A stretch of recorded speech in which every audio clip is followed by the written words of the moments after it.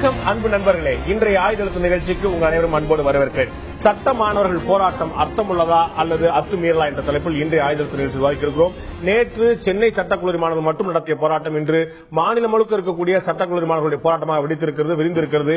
இந்த போராட்டத்தில் இருக்கக்கூடிய நியாய அநியாயங்கள் என்ன, அதை தான் இன்றைய ஆயுதெழுத்து நிகழ்ச்சி விவாதிக்கிறோம். அதற்கு முன்னால் இது பற்றி நமது சிறப்பு செய்தியாளர் சலீம் கொடுக்கக்கூடிய விரிவான தகவல் என்ன இப்போது பார்க்கலாம். இந்த பிரச்சனை குறித்து மாணவர்கள் என்ன சொல்றாங்க, போலீஸ் என்ன சொல்றாங்க, உயர்நீதிமன்றம் என்ன சொல்றாங்க, ஆளும் அதிமுக என்ன சொல்றாங்க அப்படிங்கறத ரொம்ப வேகமா பாத்துடலாம். முதல்ல டாக்டர் அம்பேத்கர் அரசு சட்டக் கல்லூரி என்பது உயர்நீதிமன்ற வளாகத்தில் கடந்த 120 வருடங்களாக அமைய பெற்றிருக்கிறது. 1990க்கு முன்னாடி மெட்ராஸ் லா காலேஜ் அப்படின்னு சொல்லி ரொம்ப ஃபேமஸா சொல்லுவாங்க. இப்பொழுது ஊடகங்கள்ல ஒரு செய்தி வெளியாச்சு. அது என்ன செய்தி அப்படின்னு சொல்லிட்டு நாம பார்க்கையில, சென்னை முழுவதும் மெட்ரோ ரயில் பணிகள் விறுவிறுப்பாக நடைபெற்று வருகிறது. இதே போல உயர்நீதிமன்றம் பக்கத்திலையும் மெட்ரோ ரயில் பணிகள், சுரங்கப்பாதை அமைப்பது, இந்த மாதிரி பணிகள்லாம் நடைபெற்று வருகிறது. பாதாள பள்ளம் தோண்ட வேண்டியிருக்கு, ராட்சச எந்திரங்கள் பயன்படுத்த வேண்டியிருக்கிறது. இதன் காரணமாக இந்த கல்லூரி கட்டடம் பாதிக்கப்பட்டிருக்குது. பாதிக்கப்பட்ட கட்டடத்தில் மாணவர்களை அலோவ் பண்ண முடியாது. அனுமதிச்சால் ஏதாவது விபத்து நேர்ந்தால் மாணவர்களுக்கு எதிராக அமைந்துவிடும். இதனால அந்த கல்லூரியை மாற்ற அரசு முயற்சி செய்து கொண்டிருக்கிறது அப்படிங்கிற செய்தி எல்லாம் பத்திரிகைகளில் வெளியாச்சு. இந்த செய்தி காரணமாக மாணவர்கள் போராட்டத்தில் குதித்தார்கள். போராட்டத்தை கைவிட மாட்டோம் எது வரைக்கும் அப்படின்னா, இந்த முடிவை அரசு திரும்ப பெற்றுக் கொள்ளும் வரை கல்லூரியை மாற்றக்கூடாது, கல்லூரி இங்கதான் இருக்கணும் அப்படின்னு அரசு உத்தரவாதம் கொடுத்தாதான் போராட்டத்தை கைவிடுவோம் அப்படின்னு சொல்லி மாணவர்கள் சொல்லி வராங்க. போலீசார் கிட்ட கேட்க நேரிட்டு ஏன் அங்க தடியடி நடந்தது அப்படின்னு சொல்லி போலீசார் கிட்ட கேட்டா அவங்க என்ன சொல்றாங்க, மாணவர்கள் என்ன அமைதி வழியில் கல்லூரி உள்ளே போராட்டம் பண்ணாங்க, உள்ளிருப்பு போராட்டம் பண்ணாங்க, ரோட்டுக்கு வந்து போராட்டம் பண்ணாங்க. 3 மணி நேரம் அங்கே டிராபிக் ஸ்தம்பித்திருக்கிறது. இது மட்டுமல்ல, வட சென்னையிலிருந்து நிறைய பேர் ரயில்வே ஸ்டேஷன் போக முடியல, பல பேர் ட்ரெயினை விட்டாங்க, இன்னும் நிறைய பேர் ஏர்போர்ட் போக முடியல, சில பேர் பிளைட்டை விட்டுட்டாங்க. பொதுமக்களின் வாகனங்கள் மீது தாக்குதல் நடத்தப்பட்டிருக்கிறது. உங்களை கைது பண்ணணும், உங்களுக்கு பர்மிஷன் இல்ல, வண்டியில ஏறுங்க அப்படின்னு சொன்னா வண்டியில ஏறல, போலீஸ் மீது கல்லடித்தார்கள். போலீசார் தற்காப்புக்காக இந்த மாதிரி ஒரு சின்ன லட்டி சார்ஜ் அங்க நடந்து போச்சு. எங்களுடைய தற்காப்புக்காக நாங்க அதை பண்ணோம், பப்ளிக்காகவும் பண்ணோம். ஒருவேளை நாங்க பண்ணல அப்படின்னா ஊடகத்திலேயே செய்தி போட்டிருப்பீங்க, போலீசார் கைகட்டி வேடிக்கை பார்த்தார்கள், பொதுமக்கள் அவதி அப்படின்னு சொல்லிட்டு. ஒருவேளை நாங்க நடவடிக்கை எடுத்ததுனால போலீஸுக்கு எதிராக இப்ப செய்தி போடுறீங்க, இந்த மாதிரி போலீசார் வந்து தடியடி நடத்திட்டாங்க, மாணவர்கள் பாதிப்பு அப்படின்னு சொல்லி செய்தி போடுறீங்க. போலீசார் என்னதான் செய்வது, எங்களுக்கு ஊடகத்தை பத்தி கவலை கிடையாது, பொதுமக்களை பத்தி தான் கவலை. அதாவது மாணவர்களும் பொதுமக்களே. எப்பொழுது அப்படின்னா, மாணவர்கள் பொதுமக்கள் அமைதிக்கு குந்தகம் விளைவிக்காத வரை எங்க கிட்ட இருந்து மாணவர்களுக்கு எந்த தொல்லையும் இருக்காது. அங்கே அவங்களுக்கு பர்மிஷன் இல்ல, போராட்டம் பண்ணாங்க, பப்ளிக்கை டிஸ்டர்ப் பண்ணாங்க, அதனால அந்த சம்பவம் நடந்து போச்சு, எங்க மேலேயே கல்லடிச்சிருக்காங்க அப்படின்னு சொல்லி போலீசார் சொல்லி வராங்க. உயர்நீதிமன்றம் என்ன சொல்லியிருக்காங்க, இது குறித்து ஒரு வழக்கு உயர்நீதிமன்றத்தில் எழுப்பப்பட்டது. இது குறித்து உயர்நீதிமன்றத்திடம் வக்கீல்கள் முறையிட்டார்கள். உயர்நீதிமன்றம் தெளிவா சொல்லிட்டாங்க, அரசு கிட்ட நேற்று ஒரு மனு கொடுத்திருக்கீங்க, இது தொடர்பாக அரசுக்கு கொஞ்சம் நேரம் கொடுங்க, உங்களோட மனுவை பரிசீலனை பண்றதுக்கு முதல்ல காலேஜுக்கு போங்க, கல்லூரிக்கு போங்க அப்படின்னு சொல்லி உயர்நீதிமன்றம் சொல்லி இருக்கிறது. ஆளும் அதிமுக என்ன சொல்றாங்க, மற்ற இதர எதிர்கட்சிகள் எல்லாமே அரசியல் ஆதாயம் தேடிக்கொண்டிருக்கிறது. பாதிக்கப்பட்ட மாணவர்களை போய் பார்க்கறதும், மாணவர்களுக்காக குரல் கொடுப்பதும், கல்லூரியை மாற்றக்கூடாது அப்படின்னு சொல்றதும். வளர்ச்சி என்றால் என்ன, வளர்ச்சி தான் இங்கே நடைபெற்றுக் கொண்டிருக்கிறது. மெட்ரோ ரயில் பணிகள் நமக்கு அவசியம், மெட்ரோ ரயில் சென்னைக்கு தேவை. இது மட்டுமல்ல, கட்டிடம் பாதிப்படைஞ்சிருக்கு, இதனால தான் மாணவர்களை உள்ள போக வேண்டாம், கல்லூரியை மாற்றலாம் அப்படின்னு சொல்லி முயற்சி பண்றோம். ஒருவேளை மாணவர்களை அனுமதித்து கல்லூரியை அங்கேயே வைத்து கல்லூரி நாளைக்கு இடிந்து விழுந்தால், மாணவர்கள் பாதிக்கப்பட்டால், இப்பொழுது குரல் கொடுத்து வர எதிர்கட்சிகள்லாம் பொறுப்பேற்றுக்குமா என்ற கேள்வியை ஆளும் கட்சியினருடன் பேசி பார்க்கும் பொழுது அவர்கள் எழுப்புகிறார்கள். இன்னும் 4 தரப்பு இருக்கிறது. இது போன்ற நீதிமன்றம் வந்து மாணவர்களை முதலில் வந்து நீங்க கல்லூரிக்கு செல்லுங்கள், அதன் பிறகு மற்ற விஷயங்களை பார்க்கலாம், அரசுக்கு கொஞ்சம் அவகாசம் கொடுங்கள் என்று கேட்டிருக்கிறார்கள். ஆனால் நீதிமன்றத்துடைய இந்த அறிவுரையோ அல்லது வழக்கறிஞர்கள், மூத்த வழக்கறிஞர்கள் அறிவுரை மாணவர்கள் கேட்பதாக இல்லை. அவர்கள் தெளிவாக சொல்லியிருக்கிறார்கள், அரசு இந்த முடிவை கைவிடும் வரை எங்களுடைய போராட்டம் தொடரும் என்று தெரிவிக்கிறார். இந்த போராட்டம் மாநிலம் முழுக்க இருந்து கொண்டிருக்கிறது. சட்ட மாணவர்களுடைய இந்த போராட்டம் அர்த்தமுள்ளதா அத்துமீறலா என்ற தலைப்பில் தான் இன்றைய ஆயுதத்தை விவாதிக்கிறோம். நிகழ்ச்சியின் இந்த பகுதியில் நம்முடைய தமிழ்நாடு பார் அசோசியேஷனுடைய தலைவர் திரு செல்வம் அவர்கள் நம்மோடு இருந்திருக்கிறார். அதேபோல சட்டக்கல்லூரி மாணவர்களுடைய சார்பாக திரு பாலாஜி அவர்கள் நம்முடைய இருந்திருக்கார். அதேபோல முன்னாள் ஓய்வு பெற்ற காவல்துறை கண்காணிப்பாளர் திரு கலியமூர்த்தி அவர்கள் நம்முடைய இருந்திருக்கார். இன்னும் சிறிது நேரத்தில் நீதியரசர் திரு வள்ளிநாயகம் அவர்கள் நம்முடைய இருக்கார். உங்கள் 3 பேரும் நிகழ்ச்சிக்கு வரவேற்க நண்பர்களே. நான் முதல்ல இந்த பிரச்சனைக்கு ஒரு அடிப்படையான ஒரு காரணமாக வேற இருக்கக்கூடிய மாணவர் தரப்பில் திரு பாலாஜி கேட்க விரும்புகிறேன். ஒரு கல்லூரி இடமாற்றப்படுகிறது என்ற செய்தி ஊடகங்கள்ல வருது, நீங்க உடனடியாக என்ன செய்றீங்க, நேரம் முதலமைச்சரை பார்க்கணும்னு நினைச்சு ஆசைப்படுறீங்க. இந்த நாட்டில் இருக்கக்கூடிய ஒவ்வொருத்தரும் தங்களுடைய ஒவ்வொரு கோரிக்கைக்காக முதலமைச்சர் எங்களை சந்திக்க வேண்டும் கிளம்புனா முதலமைச்சர் ஏதாவது வேலை இந்த நாட்டில் பார்க்க முடியுமா? அதாவது சார், அந்த கல்லூரிக்கு என்று ஒரு பாரம்பரியம் உண்டு. அதை நான் கேள்வி கேட்கல. நான் வந்து அந்த கல்லூரி பாரம்பரியம் மிக்கதா, அந்த கட்டம் உறுதி மிக்கதாங்கிறதெல்லாம் கேட்கல. நான் கேட்கறது, உங்களுக்கு ஒரு கோரிக்கை இருக்கிறது, நியாயமான கோரிக்கை, நான் மறுக்கல, இருக்கட்டும். உடனே முதலமைச்சர் இங்க வா, உடனே சீஃப் செக்ரட்டரி இங்க வா, நாங்க வர்றோம், நீ எங்களை பாரு அப்படின்னா இது சாத்தியமா? நாங்க முதலமைச்சரை சந்திக்க செல்கிறோம். எங்களுடைய கோரிக்கை என்ன என்று மனுவாக கொடுக்க செல்கிறோம். அந்த கோரிக்கையை பரிசீலனை செய்யக்கூட முதல்வர் அனுமதி இல்லை. அதன் பிறகு நீங்க முதலமைச்சரை சந்திக்கணும்னா அப்பாயின்மெண்ட் கேட்டீங்களா? அப்ப நாங்க வந்து காவல்துறையே எங்களை வந்து முதல்வரை சந்திக்க செல்லலாம் என்று அழைத்து கொண்டு செல்கிறது. எப்ப நீங்க வந்து ஒட்டுமொத்த மாணவர்களும் காமராஜர் சாலையை முற்றுகையிட்டு தலைமைச் செயலகத்தில் முற்றுகையிட போய் முதலமைச்சரை பார்க்க போறோம்னு 1000 மாணவர் முதலமைச்சரை பார்க்க சாதாரண விஷயமா நடக்கக்கூடிய ஒரு 10 மாணவர்கள் ஃபர்ஸ்ட் அனுமதி காவல்துறை அழைத்து கொண்டு சென்றார்கள். இதெல்லாம் அடுத்து நடந்த டெவலப்மெண்ட். உங்களுக்கு தெரியும், முதல்ல முதலமைச்சரை சந்திக்கணும்னு சொல்லிட்டு ஒரு பெட்டிஷன் எழுதி கொடுத்து எங்களுக்கு ஒரு நேரம் ஒதுக்கி கொடுங்க கேட்டீங்களா? அதாவது காவல்துறையிடம் நாங்கள் வந்து கோரிக்கை மனுவாக முதலமைச்சரினுடைய செல்லுக்கு கொடுக்க வேண்டும் என்று செல்கிறோம். எப்ப? 3ஆம் தேதி. சரி, 3ஆம் தேதி சென்றதும் அதை எத்தனை பேர் போனீங்க? நாங்கள் ஒரு 10 பேர் சென்றோம். சரி, 10 பேரில் அனுமதிக்கவில்லை. சரி, மறுநாள் 4ஆம் தேதி திரும்ப முதல்வரை சந்திக்கலாம் என்று காவல்துறை அழைத்துக் கொண்டு செல்கிறது. காவல்துறை அழைத்துக் கொண்டு சென்ற பிறகு முதல்வரை சந்திக்க முடியாது என்று அனுமதி மறுக்கிறார்கள். அதுக்கப்புறமா தலைமைச் செயலாளரை சந்திக்க அனுமதிக்கிறோம் என்று சென்றார்கள். இந்த நாட்டுடைய முதலமைச்சரை விடுங்க, உங்களுடைய கல்லூரி முதலமைச்சரை நான் நினைச்ச நேரத்தில் பார்க்க முடியுமா? எனக்கு ஒரு கோரிக்கை இருக்குது. நான் போய் கல்லூரி முதல்வர் பார்க்கணும், உடனே அவருக்கு கிளாஸ் இருக்காதா?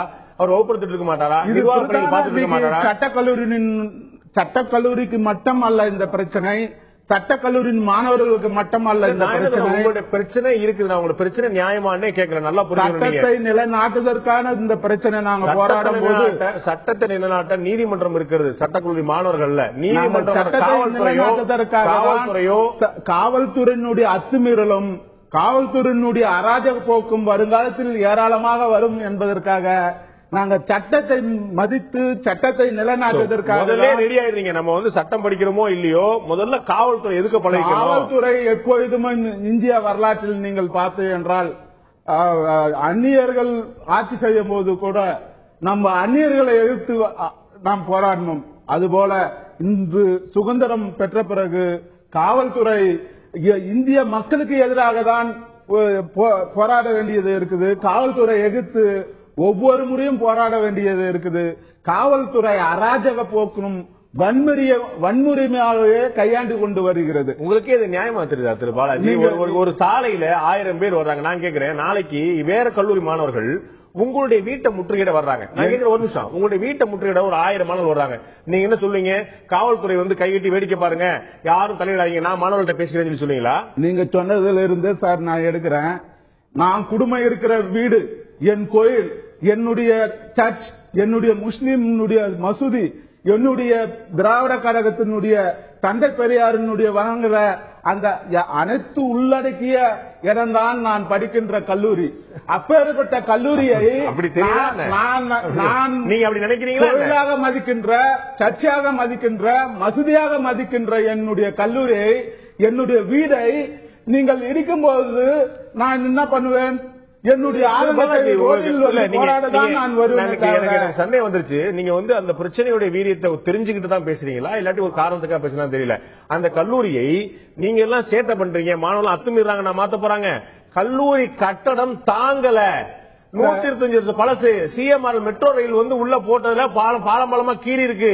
உங்களுடைய உயிருக்கு ஆபத்து ஏற்படக்கூடாது என்று ஒரு நடவடிக்கை எடுத்தா எங்க கோயில், மசூதி, சர்ச்சு, பௌத்தரி, பாசறை இன்னும் ஒண்ணுமே புரியல. திரும்ப நான் சொல்லுகிறேன், கடந்த 150 ஆண்டுகளாக விளங்கிய குயின் மேரிஸ் காலேஜ் இருக்கிறது, பிரசிடென்சி காலேஜ் 150 ஆண்டுகள் மீறிய பிரசிடென்சி காலேஜ் இருக்குது, அதே மாதிரி பிடபிள்யூ டிபார்ட்மெண்ட் பொதுப்பணித்துறை இருக்கிறது. 150 ஆண்டுகளுக்கு மேற்பட்ட அந்த டிபார்ட்மெண்ட் எல்லாம் இருக்கும்போது இதை பராமரிங்கள். பராமரிக்கிறதுக்காக தாங்க சொல்றாங்க. நாங்க பராமரிக்கிறத பத்தி அந்த பில்டிங் எங்களை விட்டு நீக்கி 1 வாரம் ஆகிறது. அந்த பில்டிங்கை விட்டு நீக்கினதும் இங்க தனியாக புது பில்டிங்ல தான் நாங்கள் வகுப்பறைக்கு சென்று இருக்கிறோம். ஆனால் இங்கிருந்தே இடமாற்றம் செய்கிறார்கள். ஒரு பிரிவினரை காஞ்சிபுரமும் ஒரு பிரிவினரை திருவள்ளூரிலும். ரெண்டு பிரச்சனை நீங்க தவறா குழப்பிட்டு இருக்கீங்கிறத நான் உங்களுக்கு தெரியப்படுத்துறோம். திரும்ப உங்கள்ட்ட நான் வரேன். பார் அசோசியேஷனுடைய தலைவர் திரு செல்வம் கேட்க விரும்புறேன். உங்களுக்கு நான் ஏற்கனவே சகோதரர்கிட்ட கேட்ட விஷயம் தான். உங்கள்ட்ட நீங்க வந்து இந்த சட்டக்கல்லூரி மாணவர்களுக்கெல்லாம் ஒரு வழிகாட்டியா நீங்க ஒரு பார் அசோசியேஷன் ஆகட்டும், இல்ல உயர்நீதிமன்ற வக்கீலாளர் சங்கடமா இருக்கட்டும், பார் கவுன்சிலா இருக்கட்டும், எல்லாமே வந்து முழுக்க பார் அசோசியேஷன், பார் கவுன்சில், உயர்நீதிமன்ற வழக்கறிஞர் சங்கம் எல்லாமே வரக்கூடிய மாணவர்களுக்கான ஒரு வழிகாட்டில இருந்துட்டு இருக்காங்க. இந்த மாணவர்களுடைய போராட்டத்தை நீங்க எப்படி பாக்குறீங்க? பார் கவுன்சில்ன்றது வந்து statutory body. Yes, it's not association. Yes, இல்ல பார் அசோசியேஷன் இருக்கு, பார் கவுன்சில் இருக்கு. பார் கவுன்சில் வந்து control over the all advocates. Control மீன்ஸ்னா நீங்க அட்வொகேட் இப்ப ஸ்டூடெண்ட்ஸ் இருக்காங்க, இப்ப அவங்களுடைய போராட்டங்கிறது வந்து அவங்க கல்லூரிய அவங்களுடைய போராட்டம் முக்கியமான போராட்டம்னா கல்லூரியை மாத்துறாங்கன்னு சொல்றாங்க. இன்னைக்கு நான் காலையில டைரக்டர் ஆஃப் லீகல் ஸ்டடீஸ்ல பேசினேன். சோ உச்சநீதிமன்றத்தினுடைய வழக்கு, அந்த உச்சநீதிமன்றத்தினுடைய வழக்கு தொடர்ந்ததுல ஹானரபிள் ஜஸ்டிஸ் சண்முகம் கமிட்டியின் படி அவங்கள வந்து ஒரு கமிட்டி ஃபார்ம் பண்ணி அவங்கள வந்து அந்த பில்டிங்கை இன்ஸ்பெக்ட் பண்ண சொல்லியிருக்காங்க. அந்த பில்டிங் இன்ஸ்பெக்ட் பண்ணதுல பில்டிங் வந்து டேமேஜா இருக்குது. சோ அது 125 இயர்ஸ் மேல 150 இயர்ஸ் கூட ஆயிடுச்சு. இப்போ பில்டிங் 150 இயர்ஸ் வந்துருச்சு. அதனால 158 இயர்ஸ் வந்து பில்டிங்கோட ஏஜ், 125 இயர்ஸ் வந்து இந்த காலேஜோட ஏஜ். அதுக்கு முன்னாடி எங்க வந்து கோர்ட் எல்லாம் இருந்திருக்கு. நம்ம தம்பிக்கு தெரியாது, அங்க சுப்ரீம் கோர்ட் பிரான்ச் இருந்திருக்காங்க. ஹானரபிள் ஜஸ்டிஸ் வராங்க, அவங்க கூட கேளுங்க, தெரியும், அவங்க எல்லாம் பெரியவங்க. அங்க சுப்ரீம் கோர்ட் பெஞ்சஸ் எல்லாம் இருந்திருக்கு. அது மேட்டர் இல்ல. இப்ப பில்டிங் வந்து டேமேஜா இருக்குன்னா இவங்களை வந்து தம்பி சொன்னது மாதிரி, பாலாஜி சொன்னது மாதிரி ஒரு 100 பேர் செங்கல்பட்டுலயும் ஒரு 200 பேரை வந்து காஞ்சிபுரத்திலும் இல்ல. இன்னைக்கு அவங்க எங்கிட்ட சொன்னது என்னன்னா, நான் வந்து அந்த syndicate member of the doctor Ambedkar law university. அதுல பேசிருக்கும் என்ன சொன்னாங்கன்னா, இப்ப படிச்சிட்டு இருக்காங்க இல்லையா என்டையர் ஸ்டூடெண்ட் யாருமே சரி, இப்ப வந்து இப்பதான் இடம் பார்த்திருக்காங்க. அந்த இடம் வந்து காஞ்சிபுரம் மாவட்டத்திலே திருவள்ளூர் மாவட்டத்திலே பார்த்திருக்காங்க. அதுல வந்து இனிமே அந்த பில்டிங் கட்டுறதுக்கு பைனான்சியல் சாங்ஷன் வேணும். சோ அதுக்கப்புறம் அந்த பில்டிங் கன்ஸ்ட்ரக்ஷன் பண்ணணும். It will take, I think எனக்கு தெரிஞ்சு 2-3 வருஷம் மேல ஆயிடும். ரொம்ப சாதாரண விஷயம். இப்போ இந்த டைம்ல வந்து அவங்க தம்பிங்களா நினைச்சாங்கன்னா, அந்த ஊடகங்கள், நீங்க அதை கண்டிப்பா தெரிஞ்ச ஊடகங்கள் வந்து செய்தியை வெளியிடும் பொழுது கரெக்டா தெரிஞ்சு வெளியிட்டா நல்லதுன்னு நினைக்கிறேன். என்ன தவறான செய்தி வந்துச்சுன்னு என்னன்னா, இப்போ நீங்க சொன்னீங்க பாத்தீங்களா, கல்லூரியை உடனே மாற்ற போறாங்கன்னு. உடனே மாற்றதே இல்ல. கல்லூரிக்கு அப்படி போய் எந்த நாளிதழ்லயும் எந்த ஊடகத்தில் இந்த மாதிரி செய்தி வரல. கல்லூரி மாற்றுறதுக்கு புதிய இடம் தேர்வு நடக்குது. ரெண்டு விஷயம் உங்களுக்கு சொன்னீங்க, கல்லூரியை மாற்றுக்கான ஒரு ஊடகங்கள் செய்தி வந்துச்சு. 2008 இந்த கலவரத்துக்கு பிறகு, சட்ட கல்லூரி நடந்த கலவரத்துக்கு பிறகு ஜஸ்டிஸ் சண்முகம் வந்து ஒரு கமிஷன் ஆராய்ச்சி பண்ணி அப்படி சொல்ல, கல்லூரியை வந்து 2-3 பிரிச்சோம்னா இந்த மாதிரி பிரச்சனைகள் வராது, வாய்ப்பு குறைவு சொல்லிட்டு ஒரு 10 பரிந்துரை ஒரு பரிந்துரை சொல்றாரு. அது ஒரு பிரச்சனை. பிளஸ் இப்ப வந்து அந்த பில்டிங் உடைய சேதாரம் ஒரு பிரச்சனை. இதுக்கு வந்து இந்த செய்தி ரெண்டையுமே ஊடகங்கள் வந்து கொடுக்குது. அப்ப மாணவர்கள் என்ன புரிஞ்சிருக்காங்கன்னா, அவங்க கல்லூரியில இருக்கவங்க இப்ப தம்பி சொன்னது மாதிரி, பாலாஜி சொன்னது மாதிரி எல்லாத்தையும் பார்த்து 100 பேர் அங்க செங்கல்பட்டு, 100 பேர் வேலூர், 100 பேர் காஞ்சிபுரம், அது கிடையாது. ஒரே ஒரு நிமிஷம். அதுல வந்து படிக்கிற அத்தனை பேருமே அங்க ஸ்டடீஸ் முடிச்சிட்டு, இப்ப 3 இயர்ஸ் 4 இயர்ஸ் கூட ஆகும் சொல்றாங்க பில்டிங் வர்றதுக்கு. அப்ப கூட அட்மிஷன், நெக்ஸ்ட் இயர் போற அட்மிஷன், அதுக்கு அடுத்த இயர் போற அட்மிஷன் கூட இங்கதான் படிக்கிறாங்க. எப்ப காலேஜ் ஆரம்பிக்க போறாங்களோ, ஃபார் எக்ஸாம்பிள் 2018-19 கூட ஆரம்பிக்கிறாங்க வச்சுங்களேன், 2018 and 2019 ஆரம்பிக்கும் போது கூட அந்த வருஷம் போற ஸ்டூடெண்ட் மட்டும் தான் அங்க, மத்த ஸ்டூடெண்ட் இங்கதான் இருக்குன்னு சொல்லிருக்காங்க. அது மட்டும் இல்லாம அந்த பழைய பில்டிங்ல இருந்து இன்னைக்கு காலையில நான் வந்து காலேஜ்ல போய் பேசினதுல, பழைய பில்டிங்ல ஆடிட்டோரியம் இருக்குது. அந்த ஆடிட்டோரியத்தை வந்து கிளாஸா பிரிக்க சொல்லிருக்கேன். பிரிச்சுட்டு அந்த கிளாஸ் நடத்த சொல்லிருக்காங்க. ஸ்டூடெண்ட்ஸ் சொன்னாங்க, எங்களை வந்து 200 பேர் ஒரு கிளாஸ்ல உட்கார வைக்கிறாங்க. அது தப்பு. நிச்சயம் வந்து 200 பேர் வைக்க கூடாது. நான் வந்து பிரின்சிபல்ட்ட பேசிருக்கேன், டைரக்டர் ஆஃப் லீகல் ஸ்டடீஸ்ல பேசிருக்கேன். அவங்க என்ன சொல்றாங்கன்னா, நாங்க வந்து என்ன ஸ்டூடெண்ட் வைக்கணுமோ அந்த அளவுக்கு வச்சு நான் கிளாஸ் நடத்துறோம். இப்போ இந்த ஸ்டூடெண்ட்ஸ், என்டையர் ஸ்டூடெண்ட்ஸ் இந்த பில்டிங் விட்டு வெளியில போகல, உள்ளதான் கிளாஸ் நடக்க போது, அவங்க அங்கதான் படிக்க போறாங்க. அதனாலதான் நான் காலையில சொன்னேன், நீங்க காலேஜ் போங்க, அவங்களுக்கு எக்ஸாம் வருது. இப்ப கோர்ட் ப்ரொசீடிங்ஸ் அவங்க போகணும், மூட் கோர்ட்டுக்கு போகணும், காலேஜ் போங்க. உங்களை இந்த பில்டிங் கல்லூரியை முடிச்சு அடைச்சிட்டு உங்களை எல்லாருமே இந்த பில்டிங்ல இருந்து எடுத்து, நீங்க சொன்ன மாதிரி இங்க 300 பேர் 400 பேர் போட்டா I won't allow this. நான் பேசுறேன் as a syndicate member, நான் யுனிவர்சிட்டில பேசுறேன். நான் அது மாதிரி பண்ண கூடாதுன்னு சொல்றேன். அரசு கூட அந்த மாதிரி சொல்ல, நீதிமன்றம் கூட கல்லூரிக்கு போங்க தான் சொல்லிருக்கு, நீங்களும் அதான் சொல்லிருக்கீங்க, அரசு கூட அப்படிதான் சொல்லிருக்கு. என்னோட சந்தேகம் என்ன வந்துச்சுன்னா, பத்திரிகையில வரக்கூடிய செய்திகளை மாணவர்கள் தவறா புரிந்து கொண்டாங்க அப்படின்னா, செய்திகளையே தவறா புரிந்து கொண்டாங்கன்னா சட்டத்தை எப்படி சரியா புரிஞ்சுக்கலாம் ஒரு கேள்வி இருக்குது. இன்னொரு முக்கியமான விஷயம், காவல்துறை வந்து தடியை நடத்துவதை ஒரு வழக்கமாக கொண்டிருக்கிறதா. நேற்று வந்து கிட்டத்தட்ட ஒரு 17 மாணவர்கள் பாதிக்கப்பட்டிருக்கிறார்கள். 7 காவல்துறை பாதிக்கப்பட்டிருந்தாலும் கூட, முந்தா நாள் திட்டக்குடியில தாக்குதல், நேற்று சட்டக்குழுவில் தாக்குதல், இன்று வந்து YMCA மாணவர்கள் தாக்குதல் என்று தொடர்ந்து காவல்துறை தடியடி பிரயோகிப்பதை தன்னுடைய அடிப்படை உரிமையாக கொண்டிருக்கிறார். விவாதிக்கலாம் ஒரு சிறிய இடைவெளிக்கு பிறகு.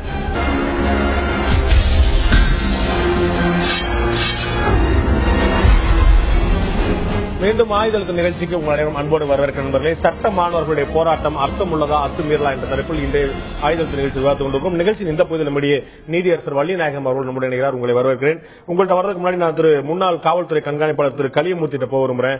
திரு கலியமூர்த்தி, நம்ம நேற்று பார்த்திருப்போம், நம்ம மாணவர்கள் சட்டக்கல்லூரி மாணவர்கள் மீது தடியடி நடத்தப்பட்டு கிட்டத்தட்ட ஒரு 17 மாணவர்கள் மேல கடுமையான காயப்பட்டிருக்காங்க.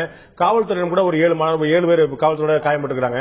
எனக்கு என்ன சந்தேகம், அந்த தடியடி நடத்துறதுங்கிறது ஒரு அன்எக்ஸ்பெக்டட் சிச்சுவேஷன்ல, ஒரு எதிர்பாராத ஒரு நிகழ்வுல வேற வழியே இல்ல, கட்டுப்படுத்த ஒரு கலவரம் மாதிரி வெடிக்கக்கூடிய சந்தர்ப்பத்தில் ஒரு ஆயுத பிரயோகம் பண்ணா பரவாயில்லாம இருக்கும். கையில தடி இருக்கு அப்படிங்கறதுக்காக உடனடியா அது குறிப்பா அந்த ஏஆர்ல இருக்கக்கூடிய காவல்துறையினர் உடனடியா தடியடி பிரயோகம் நடத்துறது எந்த வகையில ஒரு நியாயமான விஷயமா இருக்கும்?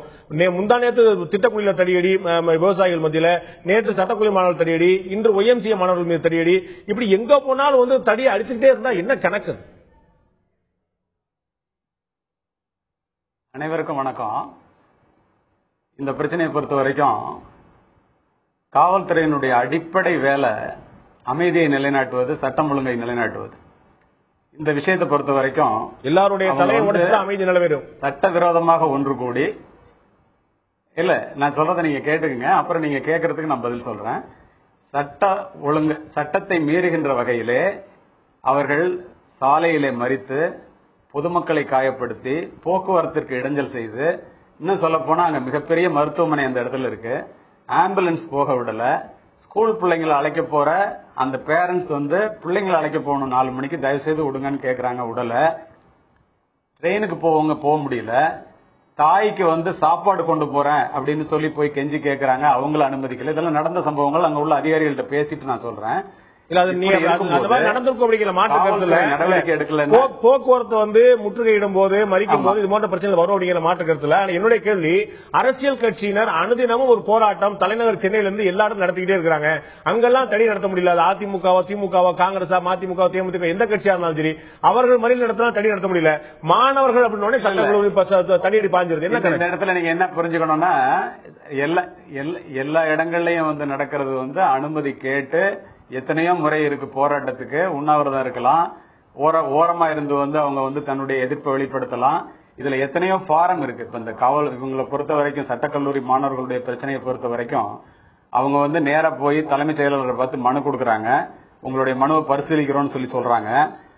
2 மணிக்கு ஆரம்பிச்சு 5 மணி வரைக்கும் சென்னையில மத்திய பகுதியில 3 மணி நேரம் போக்குவரத்து டோட்டலா நின்று போச்சு அப்படின்னா, காவல்துறை சொல்லியும் கேட்கலன்னா, பொதுமக்கள் எல்லாம் வேடிக்கை பார்த்துட்டு இருக்கிற பொதுமக்கள் இந்த தடவை மிகப்பெரிய ஆச்சரியமா அவங்களே பொங்கி எழுந்துட்டாங்க.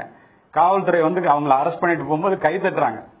இது பெரிய வித்தியாசமான ஒண்ணு. எனக்கு இதை எதுக்கு நான் சொல்றேன்னா, அப்படி பொதுமக்கள் பாதிக்கப்பட்டிருக்காங்க. அந்த பொதுமக்களுக்காக தான் காவல்துறை இருக்க வெளியே தனிப்பட்ட யாருக்காகவும் இல்ல. காவல்துறை எதுக்காக இருந்தாலும் லத்தி பிரயோகம் பண்ணுவாங்கன்னு நீங்க தயவுசெய்து நினைக்காதீங்க. அது தவறான கருத்து.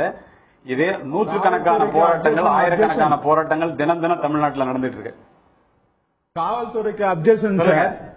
நாங்க ஆயிரக்கணக்கான போராட்டங்கள் நடந்துட்டு சொல்லுங்க.